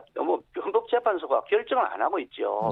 가든 부든 간에 결정을 하면 될 텐데 안 하고 있는 거죠. 그 결정을 안 하고 있는 상태에서 무조건 위헌적 법률에 따라서 밀어붙이겠다는 것이 여당의 입장이니 야당은 야당의 목소리를 낼 수밖에 없는 것이고 당연한 것이 여당이 하자는 대로 다 할 것 같으면 야당이 왜 존재하겠습니까? 자, 그러면은 지금 어쨌든 그 추천위가 구성이 돼서 논의를 하고 있는데 이게 더 이상 못 기다린다는 거 아니에요? 여당 입장은. 그래서 법을 바꾸겠다는 건데 그러면 야당은 지금 사실 방법은 없는 거 아니에요? 그러니까 여당이 더 이상 못 기다리겠다는 말 자체가 틀려먹은 겁니다. 원래 야당의 동의를 받아 사독돼 있으니 야당이 동의를 받을 때까지 자기들이 그 충분한 논의를 해야 되는 거죠. 아무 논의도 안 하고 심지어 말씀드린 것처럼 뭐 병력이나 전과 도덕성, 정치적 중립성에 대한 본인의 소신을 확인할 수 있는 검증할 수 있는 아무런 자료도 없이 깜깜이 심사를 하겠다고 사람 이름만 딱 던져놓고 이력서 하나 던져놓고 찬성하느냐 반대하느냐 이렇게 물어놓고 우리가 그 부분에 대한 자료가 없으니까 동의할 수 없다라고 하면 당신들은 그럼 계속해서 미루고 있으니까 우리가 법을 고쳐서 마음대로 하겠다. 이런 건데 결국 그러니까 일당 독재하겠다는 의지를 처음부터 가지고 있는 거죠. 야당의 비토권이라는 핑계를 대고 있는 거죠. 그러면은 여당이 비토하고 있는 거죠. 오히려 거꾸로요. 그러면 여당이 만약에 법 개정에 들어간다면은 어떤 대응을 하시겠습니까? 뭐 보이콧이라든가 이런 얘기들도 나오는 것 같은데. 저희들 입장에서는 만약에 여당이 이걸 일방 독재하듯이 그렇게 처리하게 되면 그에 대한 모든 수단을 다 동원해서 저지할 수밖에 없다는 입장이고요. 지금 지난번 부동산 3법이라고 하는 법도 군사 작전하듯이 일방적으로 막 처리해가지고 지금 온 나라에 지금 부동산 대란이 일어나고 있지 않습니까? 그런데 이분들은 그에 대한 반성과 사과도 없이 무작정 잘했다 그러고 계속해서 군사 독재하듯이 군사 작전하듯이 이렇게 일방적으로 밀어붙이는데 그에 대한 국민적 그 반감들이 계속 커지고 있습니다. 그러니 이렇게 해서 국민적 저항에 계속 부딪힐 것인지 아니면 합리적으로 서로 간의 협상을 통해서 대안을 찾아낼 것인지 하는 것은 여당이 선택해야 될 과제라고 봅니다. 마지막으로 아까 이낙연 대표 잠깐 말씀하셨는데 이낙연 민주당 대표가 이 얘기했어요. 다수 국민이 원하는 것을 공수처를 얘기하는 거겠죠. 이게 사실 이제 여론조사하면 공수처 찬성 여론이 좀 높잖아요. 이 야당이 이토록 방해하는 이유가 무엇인지 이해하기 어렵다 이렇게 얘기를 했어요. 여긴 뭐라고 대답하시겠습니까? 저는 그 다수 국민이 찬성한다는 주장을 도무지 이해할 수가 없습니다. 이런 거죠. 다수 국민에게 물어보십시오. 여당이 일방적으로 추천한 사람을 야당이 그냥 동의 안 한다고 해서 처리하는 것이 맞는지 안 맞는지 국민에게 물어보십시오. 여야가 동의하는 중립적 인사를 할 것인지 아니면 여당이 밀고 추천하는 사람을 공수처를 할 것인지 국민들에게 물어보시면 압도적으로 아마 여야 합의를 통해서 하는 것이 맞다고 나올 겁니다. 그걸 지금 논의하는 과정이잖아요. 공수처법은 자기들 일방적으로 이미 처리해 놓았고 그 상태에서 공수처장을 어떻게 임명할 것이냐는 절차에 가는 것이니까 그러면 여론조사를 하자고요. 국민에게 여당이 일방적으로 추천한 사람 할 거냐, 여야 합의를 하는 사람을 할 거냐. 그거 물어보면 당연히 후자 아니겠습니까? 다수의 국민들이 후자를 선택할 것이라고 뻔히 보이는데 어디 다수 국민의 이름을 거기다 함부로 팔고 있습니까? 아마 그 여론조사하면은 질문을 정하는 데만 한 2년쯤 걸릴 것 같습니다. 그러니까 다수 국민이라고 하는 자체가 틀려먹었다고 지금 하는 거죠. 다수 국민은 제가 말씀드린 그런 합리적 선택을 할 것이 너무나 뻔하지 않습니까? 알겠습니다. 다른 얘기 좀 여쭤볼게요. 어제 보니까 SNS에 김기현 의원께서 대통령님, 이게 문재인 대통령에게 한 말씀 하셨어요. 제발 기자회견 좀 해주세요. 이게 왜 이런 말씀을 하신 겁니까? 대통령께서 예. 본인 스스로 말씀하셨습니다. 네. 본인 스스로 언제인지 국민들 앞에 나와서 네. 광화문에 나와서 대화하겠다. 네. 그렇게 다 말씀하셔놓고 예. 그동안 기자회견 했는 걸 보니까 공식적으로 했는 게 6번밖에 파악이 안 됩니다. 공식이요? 예. 이명박 대통령 시절에 20번을 했고요. 노무현 대통령이 무려 150회 기자회견 했는데 네. 도무지 소통이 안 됩니다. 광화문에 나와서 수많은 사람들이 대통령에 대해서 하고 싶은 말씀들 하신다고 항의를 하는데도 네. 차벽으로 제인산성이라고 그러나 물리산성이라고 저희들 부릅니다만은 산성 쌓아놓고 아예 지금 대화를 차단하고 막고 있지 않습니까? 집값이 폭등하고 전세가 지금 엉망이 돼 있고 매물이 풍기가 돼 있고 예. 일자리 때문에 실업 대란이 일어나 있고 윤석열 총장과 추미애 장관 사이 끝없는 갈등 때문에 국민이 피로해져 있고 네. 그리고 온 동네에 지금 조국 윤미향 이런 사태를 통해서 불공정과 특권 반칙들이 만연돼 있는데 한마디도 대통령이 말씀 안 하셨습니다. 심지어 네. 오거돈, 박원순 두 분 시장 예. 그 성추행 지금 죄가 인정되어 있거나 죄가 조사를 중인 사람들인데 네. 이런 분들에 대해서 한 번도 대통령 사과 안 하셨습니다. 오히려 박원순 시장에 대해서는 오히려 측은지심을 보이는 모습까지 보이셨단 말이죠. 이렇게 할 수 있어도 되겠느냐. 그래서 그런 부분들에 나와서 국민들에게 설명을 해보십시오. 그러면 그에 대해서 기자들이 국민을 대신에 질문하실 거 아닙니까? 그럼 대통령께서 그에 답변을 하시면 네. 그게 예스인지 노인지 답변할 텐데 좋은 일이 있을 때는 나와가지고 이렇게 했습니다 하고 공치사하시고 그리고 나쁜 일일 때는 뒤에 딱 숨어버리시고 부하 직원에게 다 떠넘겨버리신다면 그거 어떻게 대통령이 소통을 하는 대통령이냐. 권위주의 대통령이지. 예. 그런 생각이 들어서 제발 좀 기자회견 좀 해달라고 말씀드렸습니다. 그러니까 그 대통령이 국민들하고 직접 소통을 좀 강화했으면 좋겠다 이런 취지시네요. 그죠? 그러니까 기자회견 많이 해달라고 제가 공식적으로 말씀드렸습니다. 알겠습니다. 지금 좀 전에 그 부산시장, 서울시장 얘기 잠깐 하셨는데 그 선거 얘기도 하나만 여쭤볼게요. 지금 사실 이번 선거는 그 박원순 시장, 오거돈 시장이 공석이 되면서 지금 진행이 되는 거라서 야당한테 상당히 유리할 것 같았어요. 근데 막상 지금 요새 판세들, 여론조사들을 보면은 이 박빙으로 나오는 데도 있고 엎치락뒤치락 하는 데도 있고 막 그렇습니다. 이게 야당이 뭔가 제 힘을 발휘하지 못하는 거 아니냐 이런 얘기들이 좀 있어요. 이게 인물난이에요. 뭐라고 분석을 하십니까? 인물은 여당이 더 없지요. 우리 당이 더 훨씬 많습니다. 예. 자꾸 지금 이제 여론조사에서 우리가 모자란다 이런 것도 그것도 전혀 아닌데 여론조사가 저희들 당 지지도 굉장히 지금 높아져 있습니다. 오히려 네. 여당이 떨어져 있고 야당은 올라가 있죠. 네. 지지율 격차도 지금 어떤 여론조사에 따라 뒤집어지기도 하고 근접해 있기도 하고 그런 상태여서. 그러니까 왔다 갔다 하니까 얘기하는 거예요. 이게 야당이 이길 줄 알았는데. 그러니까 지지율이 우리가 낮다 이렇게 얘기하는 건 여당이 하고 있는 뒤집어지려는 프레임일 뿐인 것이고요. 예. 저희들 굉장히 지금 열심히 하고 있는 것을 국민들이 조금씩 인식해 주고 계시다고 생각하는데 아직 부족한 점이 있죠. 예. 그래서 저희들이 더 노력해야 되고 그런 점에서 반성하고 더 절치부심하긴 합니다만 예. 인물로 따지면 저쪽보다 우리 당이 더 많죠. 숫자로 봐도 많고 인물이 경쟁적으로 봐도 더 많죠. 알겠습니다. 여기에 대해서는 제가 코멘트를 하지 않겠습니다. 짧게 두 가지만 여쭤볼게요. 하나 가덕도 신공항 문제요. 이게 지금 김해 신공항 백지화 나오면서 이게 국민의힘이 PK, TK 나눠가지고 좀 갈등이 벌어지고 있는 거 아니냐 이렇게 보는 시각들이 좀 있습니다. 지금 김기현 의원께서는 울산이시고 이 가덕도 신공항으로 가야 된다고 생각하세요? 그 가덕도 신공항 지금 가덕도 신공항을 하자는 게 아니고 김해 신공항에 대해서 여러 가지 논란이 되어서 지금 그게 백지화 되느냐 마냐 이런 과정이 있는데 그다음 순서 아직 어떻게 할지 정해져야 될 과정입니다만. 기본적으로 우리 당 의견이 갈라졌다 그러는데 그러기 때문에 매우 건전한 민주정당입니다. 획일적으로 누가 지시한 따라다가서 한마디도 못하고 입 닫아 그러면 입 닫아버리고 그리고 내질러 그러면 한꺼번에 내지르는 그런 당이 있습니다. 우리나라에. 그런 형태의 당은 그거는 당이지 거기 정당이 아니죠. 자유민주주의 정당이 아니죠. 우리 당은 여러 가지 다양한 의견들이 있고 때로는 그것이 서로 간의 갈등을 일으키기도 하지만 그렇다고 당이 쪼개지는 않지 않습니까? 그러니까 각 지역별 이해관계가 다르죠.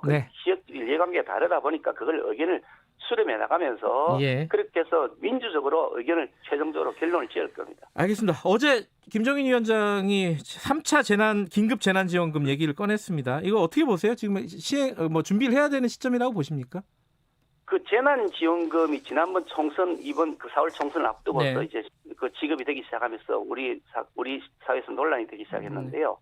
코로나가 지금 계속 확산되고 있는 추세이고 예. 연말까지 진정되지 않을 것 같아 보인다는 그런 상황이지 않습니까? 그러니까 아마 이게 보나마나 내년에 긴급재난지원금이 또 필요할 것으로 보인다고 예견되기 때문에 어차피 재난지원금을 지급할 바에는 이거를 추경 예산으로 처리하는 것이 아니라 본 예산으로 처리하는 것이 맞다라고 보는 거죠. 왜냐하면 추경 예산을 처리할 때는 이미 본 예산에서 당초 예산의 지출 항목이 다 끝나버렸기 때문에 지출 항목이 조정이 거의 불가능합니다. 그러다 보니까 거의 전부 국채를 조달해서 추경 예산의 재원을 사용하게 되는데 본 예산에서 긴급 재난지원금을 만약에 우리가 배정을 하게 된다면 지출 항목의 조정이 가능합니다. 그러니까 쓸데없는 예산을 최대한 줄이고 불필요한 예산, 가용 재원의 폭을 넓히기 위해서 좀 미뤄도 되는 사업들 그걸 뒤로 미루면 되는 거거든요. 그러니까 국채의 발행을 최소화시킬 수 있다는 그런 장점이 있는 겁니다. 어차피 필요한 것이기 때문에 효율적으로 예산의 재정의 사용을 위해서는 사전에 준비하는 것도 오히려 필요할 수도 있다는 거죠. 가게 살림을 살아봐도 그런데요. 내년 3월 달쯤에 무슨 돈이 필요하겠다. 내년 4월 달쯤에 무슨 돈이 필요하겠다는 생각이 들면 이번 금년에 내년 예산을 짤 때 내년에 무슨 저금을 얼마나 해야지 좀 지출을 얼마나 줄여야지 하지 않습니까? 알겠습니다. 똑같은 이치죠. 나라 살림도 그런 겁니다. 여기서 마무리해야 될 것 같습니다. 고맙습니다. 네, 감사합니다. 국민의힘 김기현 의원이었습니다.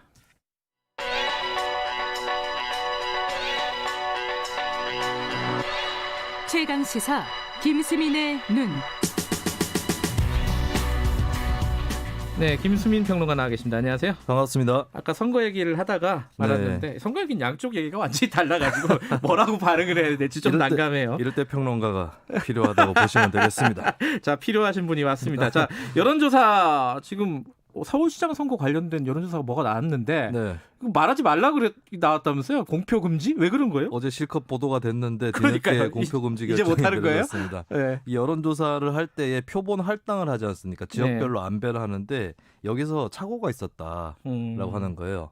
그렇기 때문에 이 기관에서는 뒤늦게라도 좀 수정해서 발표를 하면 크게 차이는 없을 거다라고 얘기했지만 관련 기관에서는 그런 사례가 없다라고 공표 금지 결정을 했습니다. 그럼에도 불구하고 선거 여론 동향을 좀 보죠. 지금 상황이 어떻습니까? 저는 사실 현재 여론조사 효용은 크지 않다라고 봐요. 그래요? 왜요? 예를 들어서 재선에 도전하는 시장이 있다면 한쪽 당은 그 시장으로 후보가 거의 정리가 되는 분위기일 것이고 반대쪽도 그 대항마를 찾는다고 후보군이 빨리 정리가 될 거거든요. 근데 지금은 그렇지 않은 재보궐선거를 앞두고 있는 상황이기 때문에 여론조사를 한들 그게 인지도 조사가 될 가능성이 높다.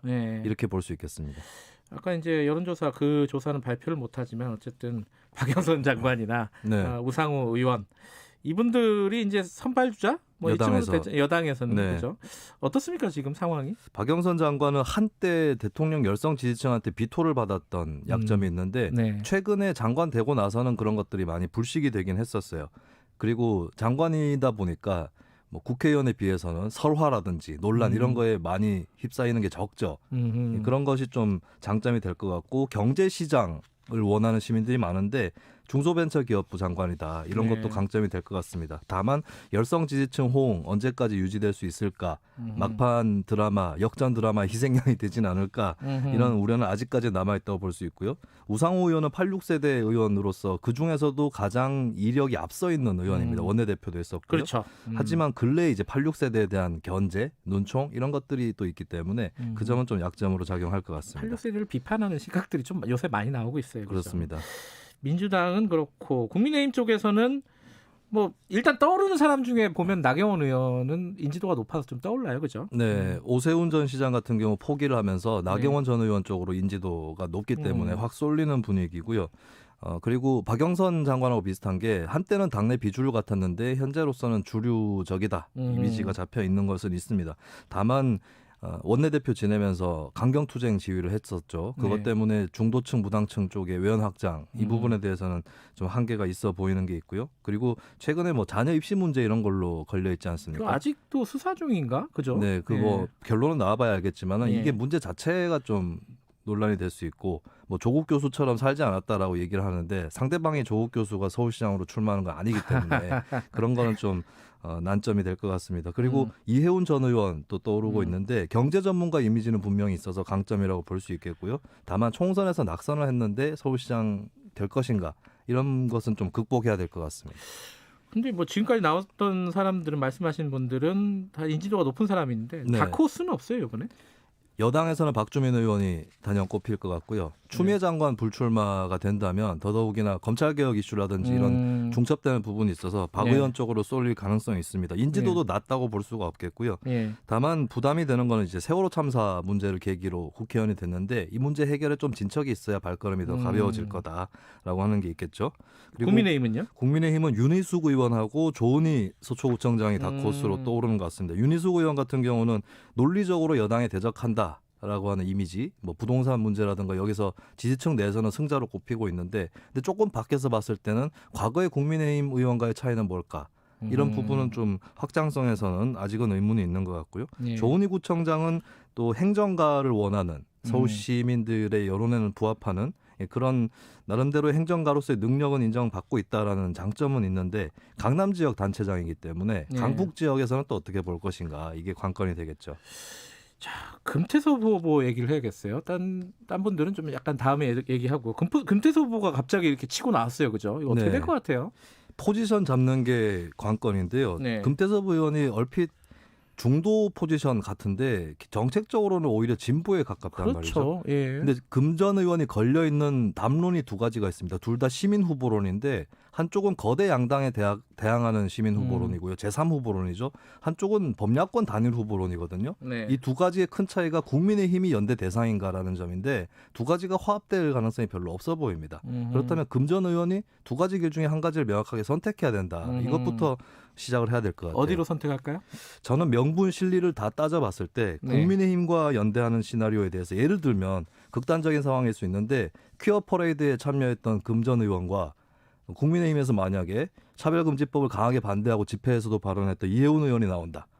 단일화가 될 것인가 이런 부분이 걸리는 게 있고 실리적으로도 이게 단일화가 되면은 반대쪽으로 그러니까 민주당 지지층 쪽에서는 내가 민주당이 좀 실망해서 다른 후보를 찍을 수도 있었는데 국민의힘 후보인 것처럼 돼버리니까 안 찍겠다 이렇게 될 수도 있는 거거든요. 그다음 금전 의원이 일단 노려봐야 되는 거는 독자 노선일 가능성이 있다라고 하는 거죠. 여기서 알겠습니다. 여기까지 드려야겠습니다. 김수민의 눈이었습니다. 고맙습니다. 네, 감사합니다. 2부 여기까지 할게요. 안녕하세요. 과학기술정보통신부 최기영 장관입니다. 코로나19 위기에 대응하고 디지털 대전환 시대를 준비하기 위해 전 국민을 대상으로 디지털 역량 강화 교육이 시행되고 있습니다.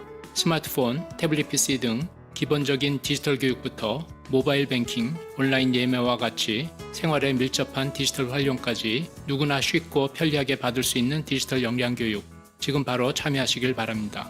함께 배우는 디지털, 함께 누리는 디지털 세상. 디지털 역량 교육은 전국 1000여 개의 디지털 배움터에서 받을 수 있습니다. 자세한 내용은 1800-0096으로 문의해주세요. 나중에 일하면서 천천히 써도 되겠지? 안 돼요. 일하기 전에 써야 해요. 바빠 죽겠는데 대충 쓰지 뭐. 안 돼요. 빠진 것 없이 꼼꼼하게 써야 해요. 계약서는 무슨 일만 잘하면 되지. 안 돼요. 근로계약서 꼭 써야 해요. 근로계약서는 제때 꼼꼼하게. 근로계약서. 근로자와 사업주의 소중한 약속입니다. 이 캠페인은 고용노동부와 함께합니다. 안녕하십니까. 한국의약품안전관리원장 한순영입니다. 약은 질병을 치료하고 예방하는 데 꼭 필요하지만 정상적으로 사용하더라도 부작용이 생길 수 있습니다. 약을 사용한 후 사망, 장애, 입원 진료 등 심각한 부작용이 발생할 경우 의약품 부작용 피해구제 제도로 도움을 받을 수 있습니다. 부작용 피해구제를 위한 재원은 제약업계의 부담금으로 마련됩니다. 이 캠페인은 식품의약품안전처와 한국의약품안전관리원이 함께합니다.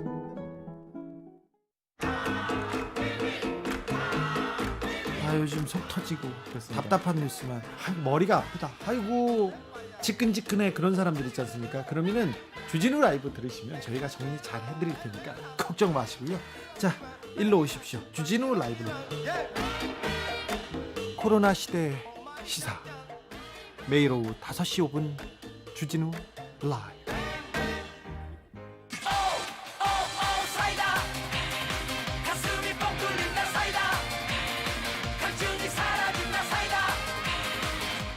시사본부 다 사이다 가슴이 뻥 뚫린다 사이다 할증이 사라진다 사이다 꽉 막힌 시사 이슈 사이다처럼 시원하게 뚫어드립니다. 매일 낮 12시 20분 오태훈의 시사본부. 지금 시각은 8시 30분입니다. KBS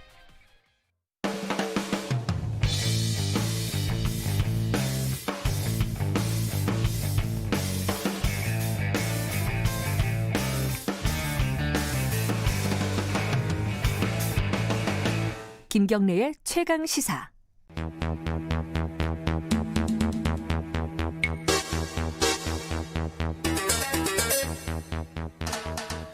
사건의 이면을 들여다보고 깊이 있게 파헤쳐보는 시간입니다. 추적 20분 두 분 모셨습니다. 박지훈 변호사님 안녕하세요. 네, 안녕하세요. 박지훈입니다. 한겨레 신문 김한 기자님 안녕하세요. 네, 안녕하세요. 오늘 오랜만에 전두환 씨 얘기를 한번 해보겠습니다. 이게 며칠 전에 이제 그 법원 판결이 있어서 그렇죠. 얘기를 하는 거긴 한데 이게 뭐 오래된 얘기입니다. 이 전두환 씨의 재산 추징 관련된 얘기죠. 이게 뭐 국민 여러분들, 청취자 여러분들 다 기억하실 거예요. 자기는 이게 언제였죠? 1988년? 그죠? 백담사 들어갈 때. 네. 그때 이미 나는 재산에 미련 없다. 국민의 뜻에 따라서 처리를 해달라. 굉장히 물론 이제 죄짓고 들어가는 거긴 하지만 쿨하게 갔어요, 그죠? 내 재산은 29만 원뿐이다라는. 그 나중에 보니까 이거 뭐 무슨 미련이 많으신 것 같더라고 이분은, 그죠? 자, 며칠 전 그 법원 판단 이거 어떤 그렇죠. 건지 좀 얘기를 해주세요. 검사가 추징을 이제 하려고 추징은 뭐냐면 안 냈던 그 금액들 그것을 받기 위해서 지금. 자기 집들이 있어요. 예컨대 본인 명의는 아니라도 연희동 집, 연희동 집들이 있는데 그 집에 대해서 집행을 하려고 하니까 그거에 대해서 집행이의를 제기를 했고요. 전두환 측에서. 그게 이제 이순자 씨 명의로 돼 있는 거죠? 그렇죠. 그렇죠? 이순자 씨 명의도 있고 또 다른 사람 명의도 있는데 그거에 대해서 일단은 전두환 씨 측에 좀 승소가 된 그런 상황입니다. 원래 집행이 되려고 했는데 예컨대 이제 두 가지 요건이 좀 맞아떨어져야 됩니다. 이게 취득한 뇌물이나 그 재물이 돼야 되고요. 전두환의 재임 기간 시간 동안 또 그리고 이것을 불법 재산에서 알면서도 그 정황을 알면서도 그것을 다시 받았을 때 이순자가 받든 그 자식들이 받든 처남이 받든 그랬을 때 이제 이게 가능한데 문제는 뭐냐면 그 연희동 본체죠. 그 토지 정원 이런 거는 1969년도 이순자가 구입한 거기 때문에 그 뇌물하고 상관없다. 너무 이전에 구입된 거다. 그래서 요거에 대해서는 집행을 할 수 없다. 불법 재산이 아니다라고 본 것입니다. 근데 불법 재산 여부를 떠나서 추징금을 받아야 되니까 돈을 다 빼돌려 놓은 겁니다. 자기 명의로는 진짜 29만 원밖에 없는 것 같아요. 그런가요? 예, 뭐 모릅니다. 없는 거 아니에요? 정확하게는 모르겠습니다. 아니 노인연금이라도 나오는 거 아니에요? 일단은 자신의 명의가 아니라 타인 명의를 다 돌려둔 걸로 보이고요. 그래요? 이순자 아니면 뭐 자녀들 많잖아요.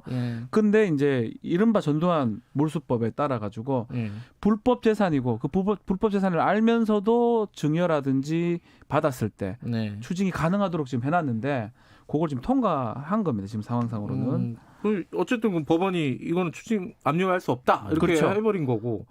근데 그 연희동에 그 아까 말씀하신 박지훈 변호사 말씀하신 본체가 있고 땅 그러니까 정원이 있고 그리고 또 별채가 있고 이게 각각 좀 나눠져 있다면서요. 근데 별채는 또 뭐 이렇게 할 수 있다? 압류를 할 수 있다? 며느리 이윤혜 씨가 지금 소유를 하고 있는데 원래 이제 처남 이창석 씨한테 넘어갔다가 이제 며느리에게 넘어갔는데 이 부분에 대해서 법원의 판단입니다. 법리로는 불법 재산인 걸 알면서 취득했기 때문에 이 부분은 압류가 가능하다 이렇게 판단을 한 건데요.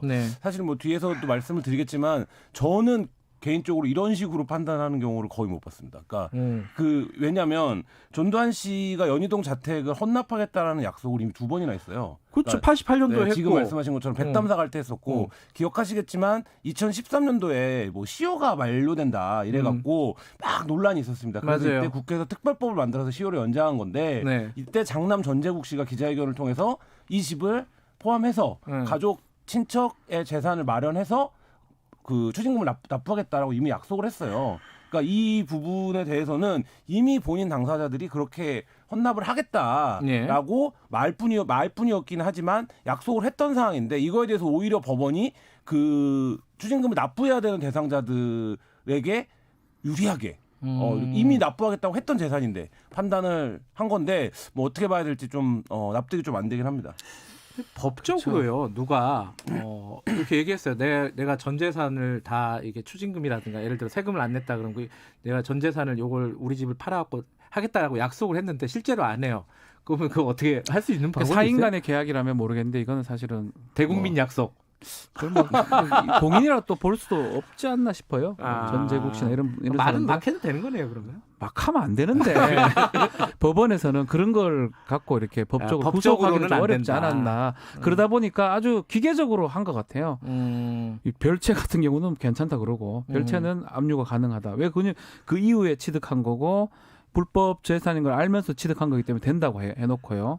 근데 별채만 따로 공매해갖고 팔 수는 없잖아요. 이게. 안 팔리죠. 그러니까 누가 사겠어요, 별채만. 그러니까 이게 아까 제가 법리라는 말씀을 드린 게 이게 어쨌든 갖고 있는 재산상의 것들을 몰수해야 되는 상황인데 사실상 이제 이렇게 해서는 몰수가 불가능한 상태의 판결을 내렸고 그래서인지 법원이 다른 추징 방법이 있다 이거를 재판장에서 설명하기까지 했어요. 판결을 하면서 네네. 충고 어드바이스도 해주는. 소송을 통해서 이게 차명 재산이었다. 이걸 입증하면 추징을 집행할 수 있다. 예. 그러니까 법원이 추징을 할 수 있는 일종의 우회로를 알려준 셈인데 예. 그래서 이제 앞으로 말하자면 검사가 이제 추징을 할 수 있는데 전두환 씨가 소유하고 있는 다른 재산들이 다른 사람의 명의로 되어 있더라도 이게 차명이다. 이렇게 보면 전두환 씨 거다 원래 이거를 입증을 해내면 그 부분을 압류할 수 있다. 그러면 만약에 그렇게 판결이 된다라면 전두환 씨가 갖고 있는 모든 재산 압류가 가능하기 때문에 사실 연희동 본체도 이거 이순자 씨가 소유하고 있었지만 사실상 전두환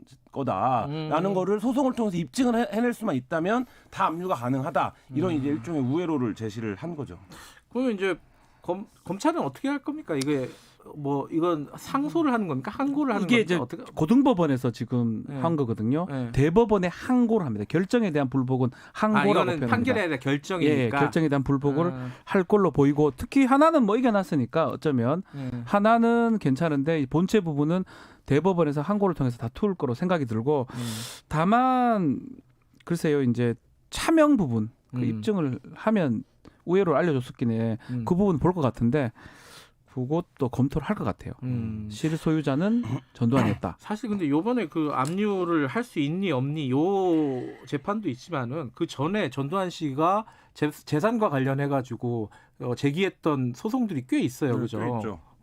그게 사실은 말은 내가 다 전 재산을 헌납하겠다라고 해놓고 소송은 뒤에서 많이 걸었단 말이에요. 어떤 소송들이 있죠 지금? 그러니까 지금 이런 방식으로 재산을 다 분산을 시켜 놓은 거고, 뭐 자기 전두환 씨 재산 찾기 국민운동이 벌어졌을 정도로 전두환 씨의 재산 관계가 굉장히 복잡한데. 그러다가 위기에 몰리면 재산을 다 헌납하겠다고 약속을 하는 방식으로 돌파하고 뭐 이런 방식인데 저는 이 지금 판단을 노동자에 대한 손배가압류랑 견줘도 생각해 보면 굉장히 이해가 쉽다라고 생각이 갑자기 돼요. 왜냐하면 어떤 노동자가 파업을 했어요. 근데 뭐 정당한 파업이든 설령 불법적인 파업이었다고 하더라도 그래서 회사가 손배가압류를 걸어요.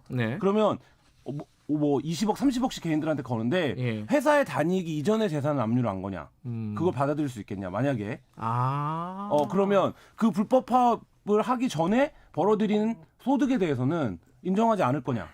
왜냐하면 그 행위 이전에 형성된 재산이거나 혹은 뭐 그 행위와 상관없는 재산이니까. 근데 우리가 그렇게 생각하지 않거든요, 일반적으로. 그래서 손배가압류 제도가 굉장히 잔인하고 잔혹한 제도다라고 얘기를 하는데 이 전두환 씨 재산에 관해서만은 권력을 잡기 이전의 재산은 권력을 잡기 이전에 했으니까 부정축제를 보지 않고 권력 이후에 뭐 양도를 했는지 어떻게 했는지 모르지만 매매를 했는지 모르지만 이 재산들은 또 본인의 재산이 아니라고. 그러니까 전두환 씨의 권력을 통해서 형성된 재산인 것이 사회적으로 너무나 명백함에도 불구하고 또 인정하지 않고 이런 식으로 이제 포떼고 찻대고 다 해주는 형태의 판결 이거를 과연 국민들이 납득할 수 있겠는가? 근데 뭐 충분히 저도 뭐 변호사로서 어떻게 생각하십니까? 지금 말씀에 대해서 공감을 하긴 하는데 이제 사실은 우리 헌법에 이제 인적인 법률 그러니까 한 명을 처벌하기 위한 어떤 아니 한 명에 대한 법이라든지 또 소급하는 법에 대해서는 항상 반대를 하고 위헌적 요소가 있다고 합니다. 전두환 씨 참 잘못했는 게 또 많고 그 부분에 대해서 추징도 해야 되고 하지만 법적 논리 같은 것들 뭐 그거를 극복하는 법들을 만들긴 했지만 또 재판하는 과정에서는 법을 따지지 않을 수는 없는 것 같아요. 그러다 보니까 좀 이상한 결론이 나긴 해요. 계속 보면 본체만 본체가 지금 안 되는데 경매가 되겠습니까? 뭐가 되겠습니까? 안 되겠죠. 그래서 고민은 하고 있지만 또 법적인 또 한계 부분은 좀 분명히 있는 게 아닌가 생각이 듭니다. 아쉽습니다. 저도. 예. 지금 전두환 추징법이라고 2019년도에 만들었잖아요. 네. 그게 지금 위헌 법률 그렇죠. 소송, 위헌 법률 심판 제청 예. 일로 올라가 있죠. 제가 지금 계속 말씀드리지만 한 명에 대한 또 소급해서 어떤 재산적 이익이라든지 처벌할 수 있는 법안은 이 위헌적 요소가 있습니다. 그래서 그 부분을 이제 판단할 겁니다. 이것도 이제 전두환 씨 측에서 한 건 거잖아요. 그렇죠? 이거 말고도 뭐 재판 꽤 많이 걸어놨어요. 이거 재판 걸려 있죠. 지금 말했던 재판 집행 정지하는 것도 걸려 있죠. 행정소송 걸려 있죠. 그래서 결국은 추징금은요. 우리가 한 번씩 보도는 하고 얘기는 하지만 10원도 지금 못 걷어들이고 있는 상황이에요. 예전에 중간에 한번 받았던 거 빼고는요. 계속적으로 이게 반복이 되고 있는 그런 상황입니다. 잠깐만. 그 궁금하네요.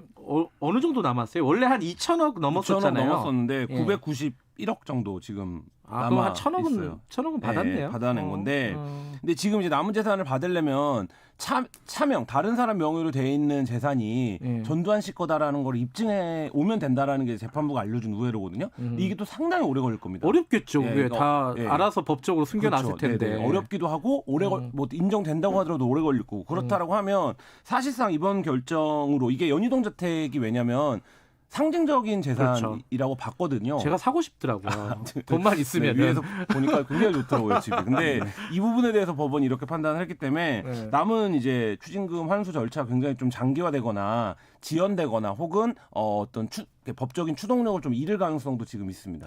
근데 이게 말씀하신 대로 좀 길어진다 앞으로도. 그럼 법적인 어떤 그런 절차들이 계속 이어질 거 아니에요. 그러다가 지금 전두환 씨가 고령이에요. 90이 다 됐습니다. 예. 그러면은 사실 어떻게 될지 모른단 말이에요. 그러면은 만약에 그 추징 대상자가 사망을 할 경우에는 이거 어떻게 되는 겁니까? 사망하면 아마 못 받을 가능성이 높아집니다. 끝나는 거예요, 이게?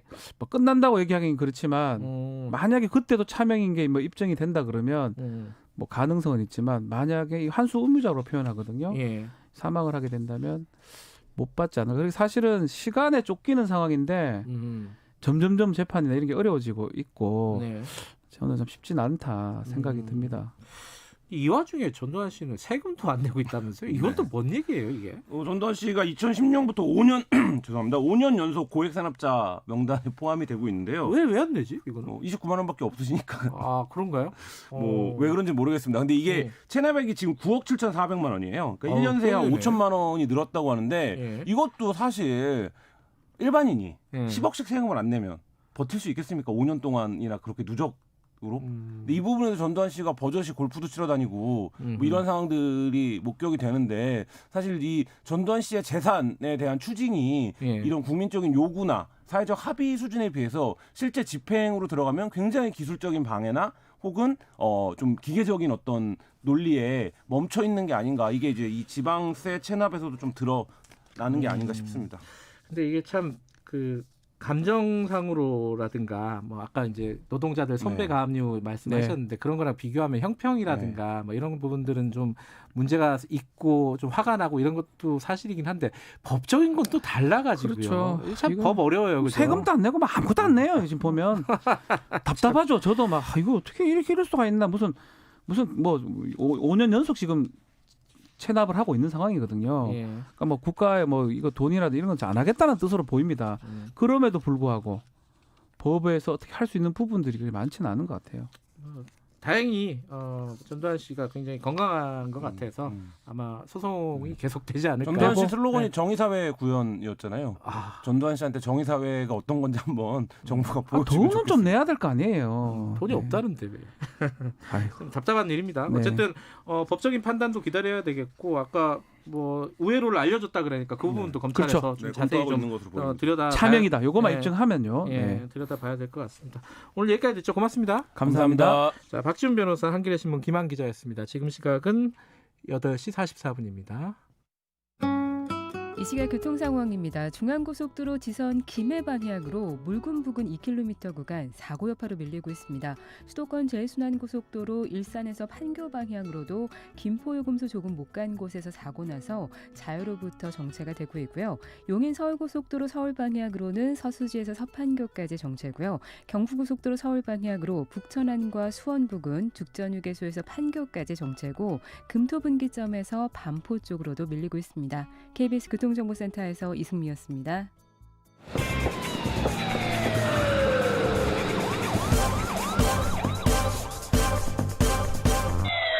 김경래 최강 시사. 아이들 돌봄 문제는 사실 코로나19 이전에도 굉장히 좀 심각한 문제였습니다.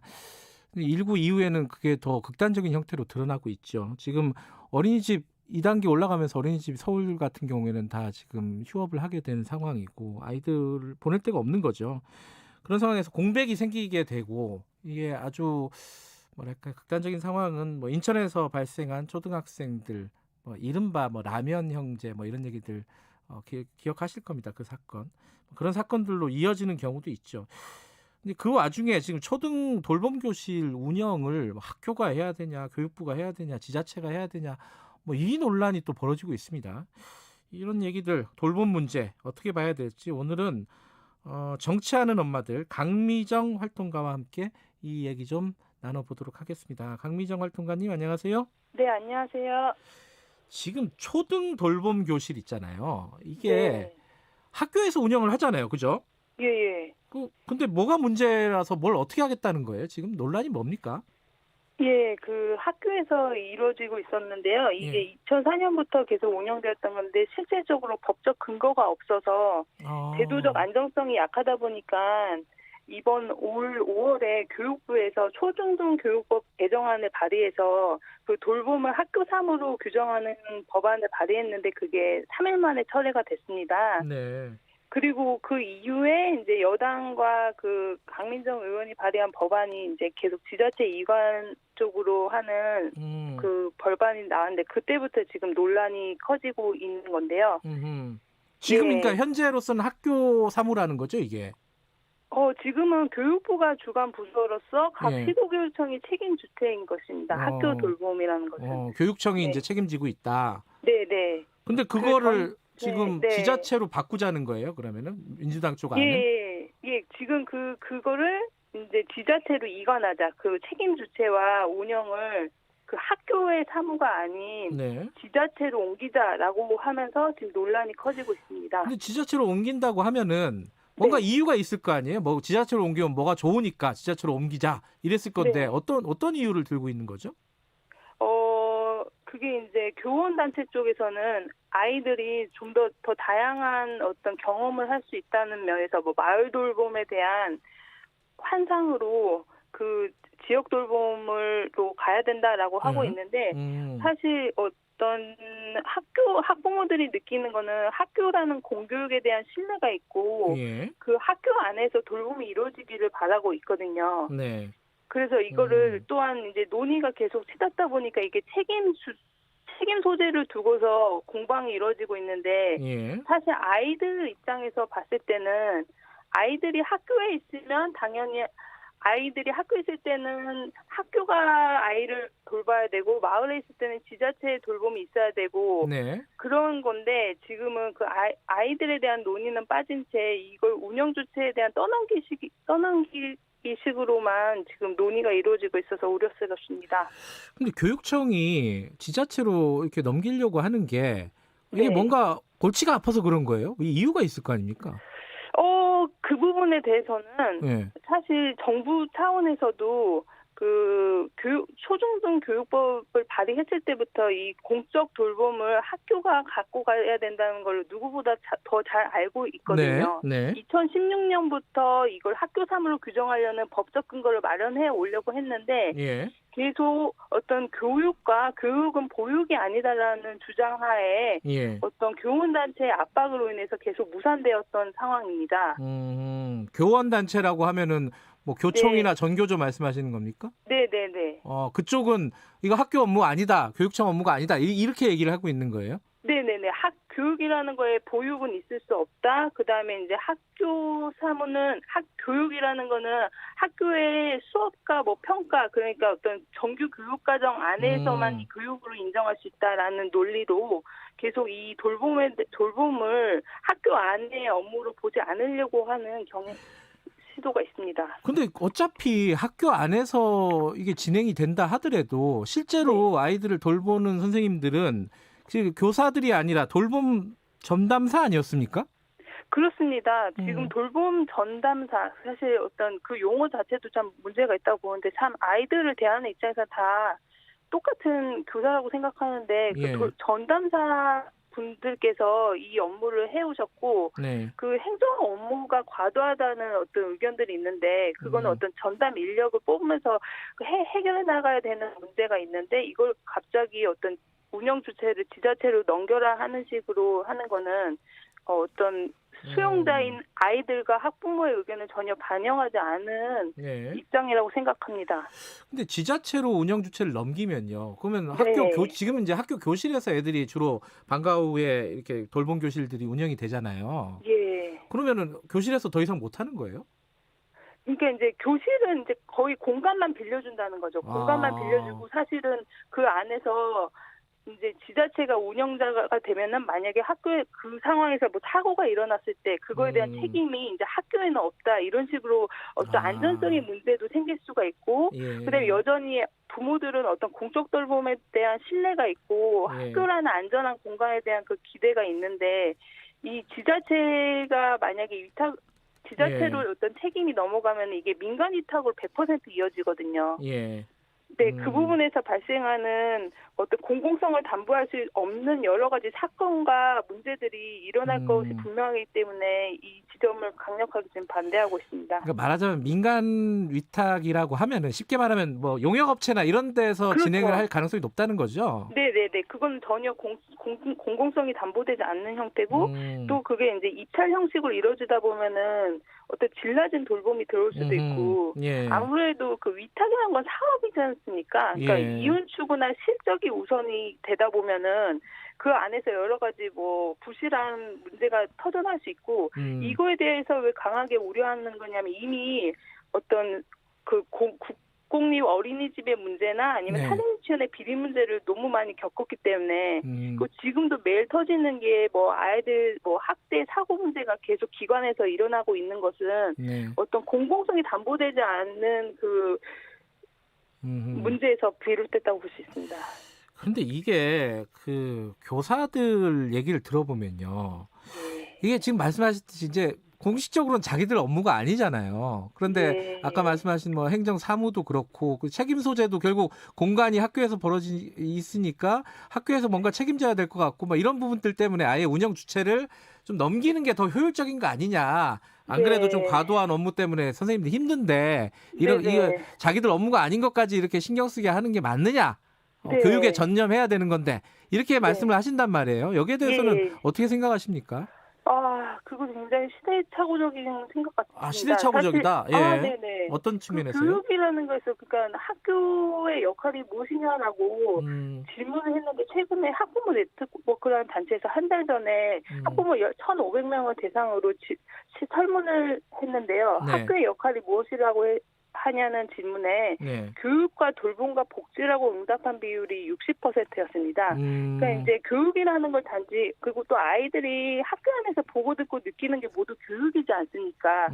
아이들 입장에서는 전혀 그 교육과 보육이 분리될 수 없는 문제이고 어떤 전인적인 인격 발달의 형성에 있어서는 더욱더 교육이라는 거는 복지를 더 염두에 두고 나아가야 되는 거라고 보는데 그 선생님들께서의 주장은 단지 그 안전성의 문제에 대한 사고 나면 누가 책임지나라고 하는 어떤 안전제일주의나 보신주의로 인해서 그 아이들의 어떤 초등 교육을 너무 협소하게 바라보고 아이들을 오히려 불행하게 만드는 게 아닌가라는 우려가 있습니다.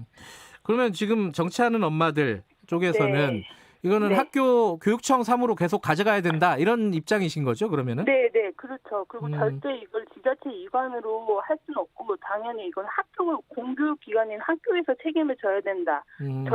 지자체 운영은 절대 있어서는 안 된다라고 보고 있습니다. 아마 이게 청취자분들도 의견이 많이 갈리는 것 같아요. 일단은 뭐 해들님이 보니까 네. 돌봄 교실의 행정적인 대부분의 일을 교사가 맡아서 한다. 수업 네. 준비할 시간도 없을 만큼 그 일로 바쁘다. 네. 뭐 이런 얘기도 하고요. 또 서주연님 같은 경우에는 그러면 교사가 행정직원 더 좀 뽑으라고 하면 되는 거지. 돌봄을 이렇게 넘겨버리는 게 맞냐 이런 취지의 또 문자도 보내주시고요. 예. 이게 참 어려운 문제인데 어쨌든 지금 상황에서 정시하는 엄마들 입장에서는 이거 학교 업무로 계속 가져가는 게 맞다. 그러면은 선생님들이 이런 업무상에 좀 뭔가 과도한 부분 이런 부분들은 해결을 해드려야 되는 거 아니에요? 네, 그런 당연히 그러니까 어떤 이게 양자택일의 문제가 아닌 것 같습니다. 학교 안 돌봄과 학교 밖 돌봄이 당연히 둘 다 필요한 거고요. 네. 지금 상황에서는 인프라나 규모의 면에 있어서 지역 돌봄이 절대 학교 돌봄을 대체할 수 없는 상황입니다.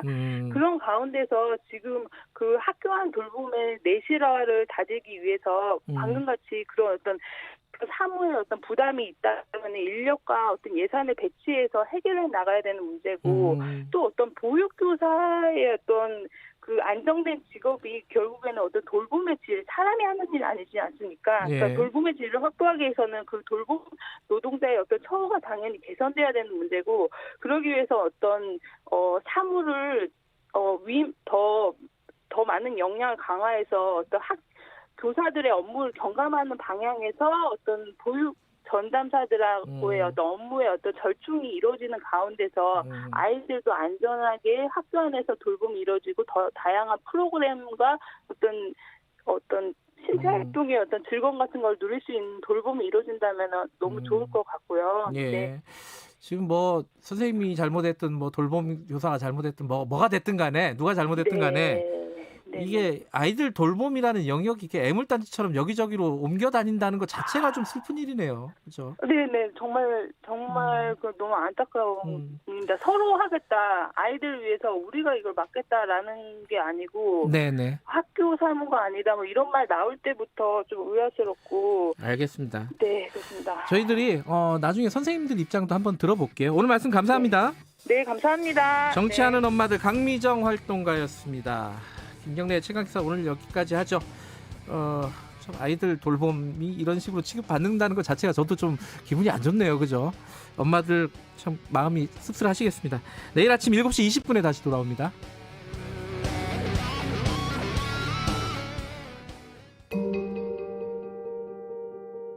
오늘도 7명이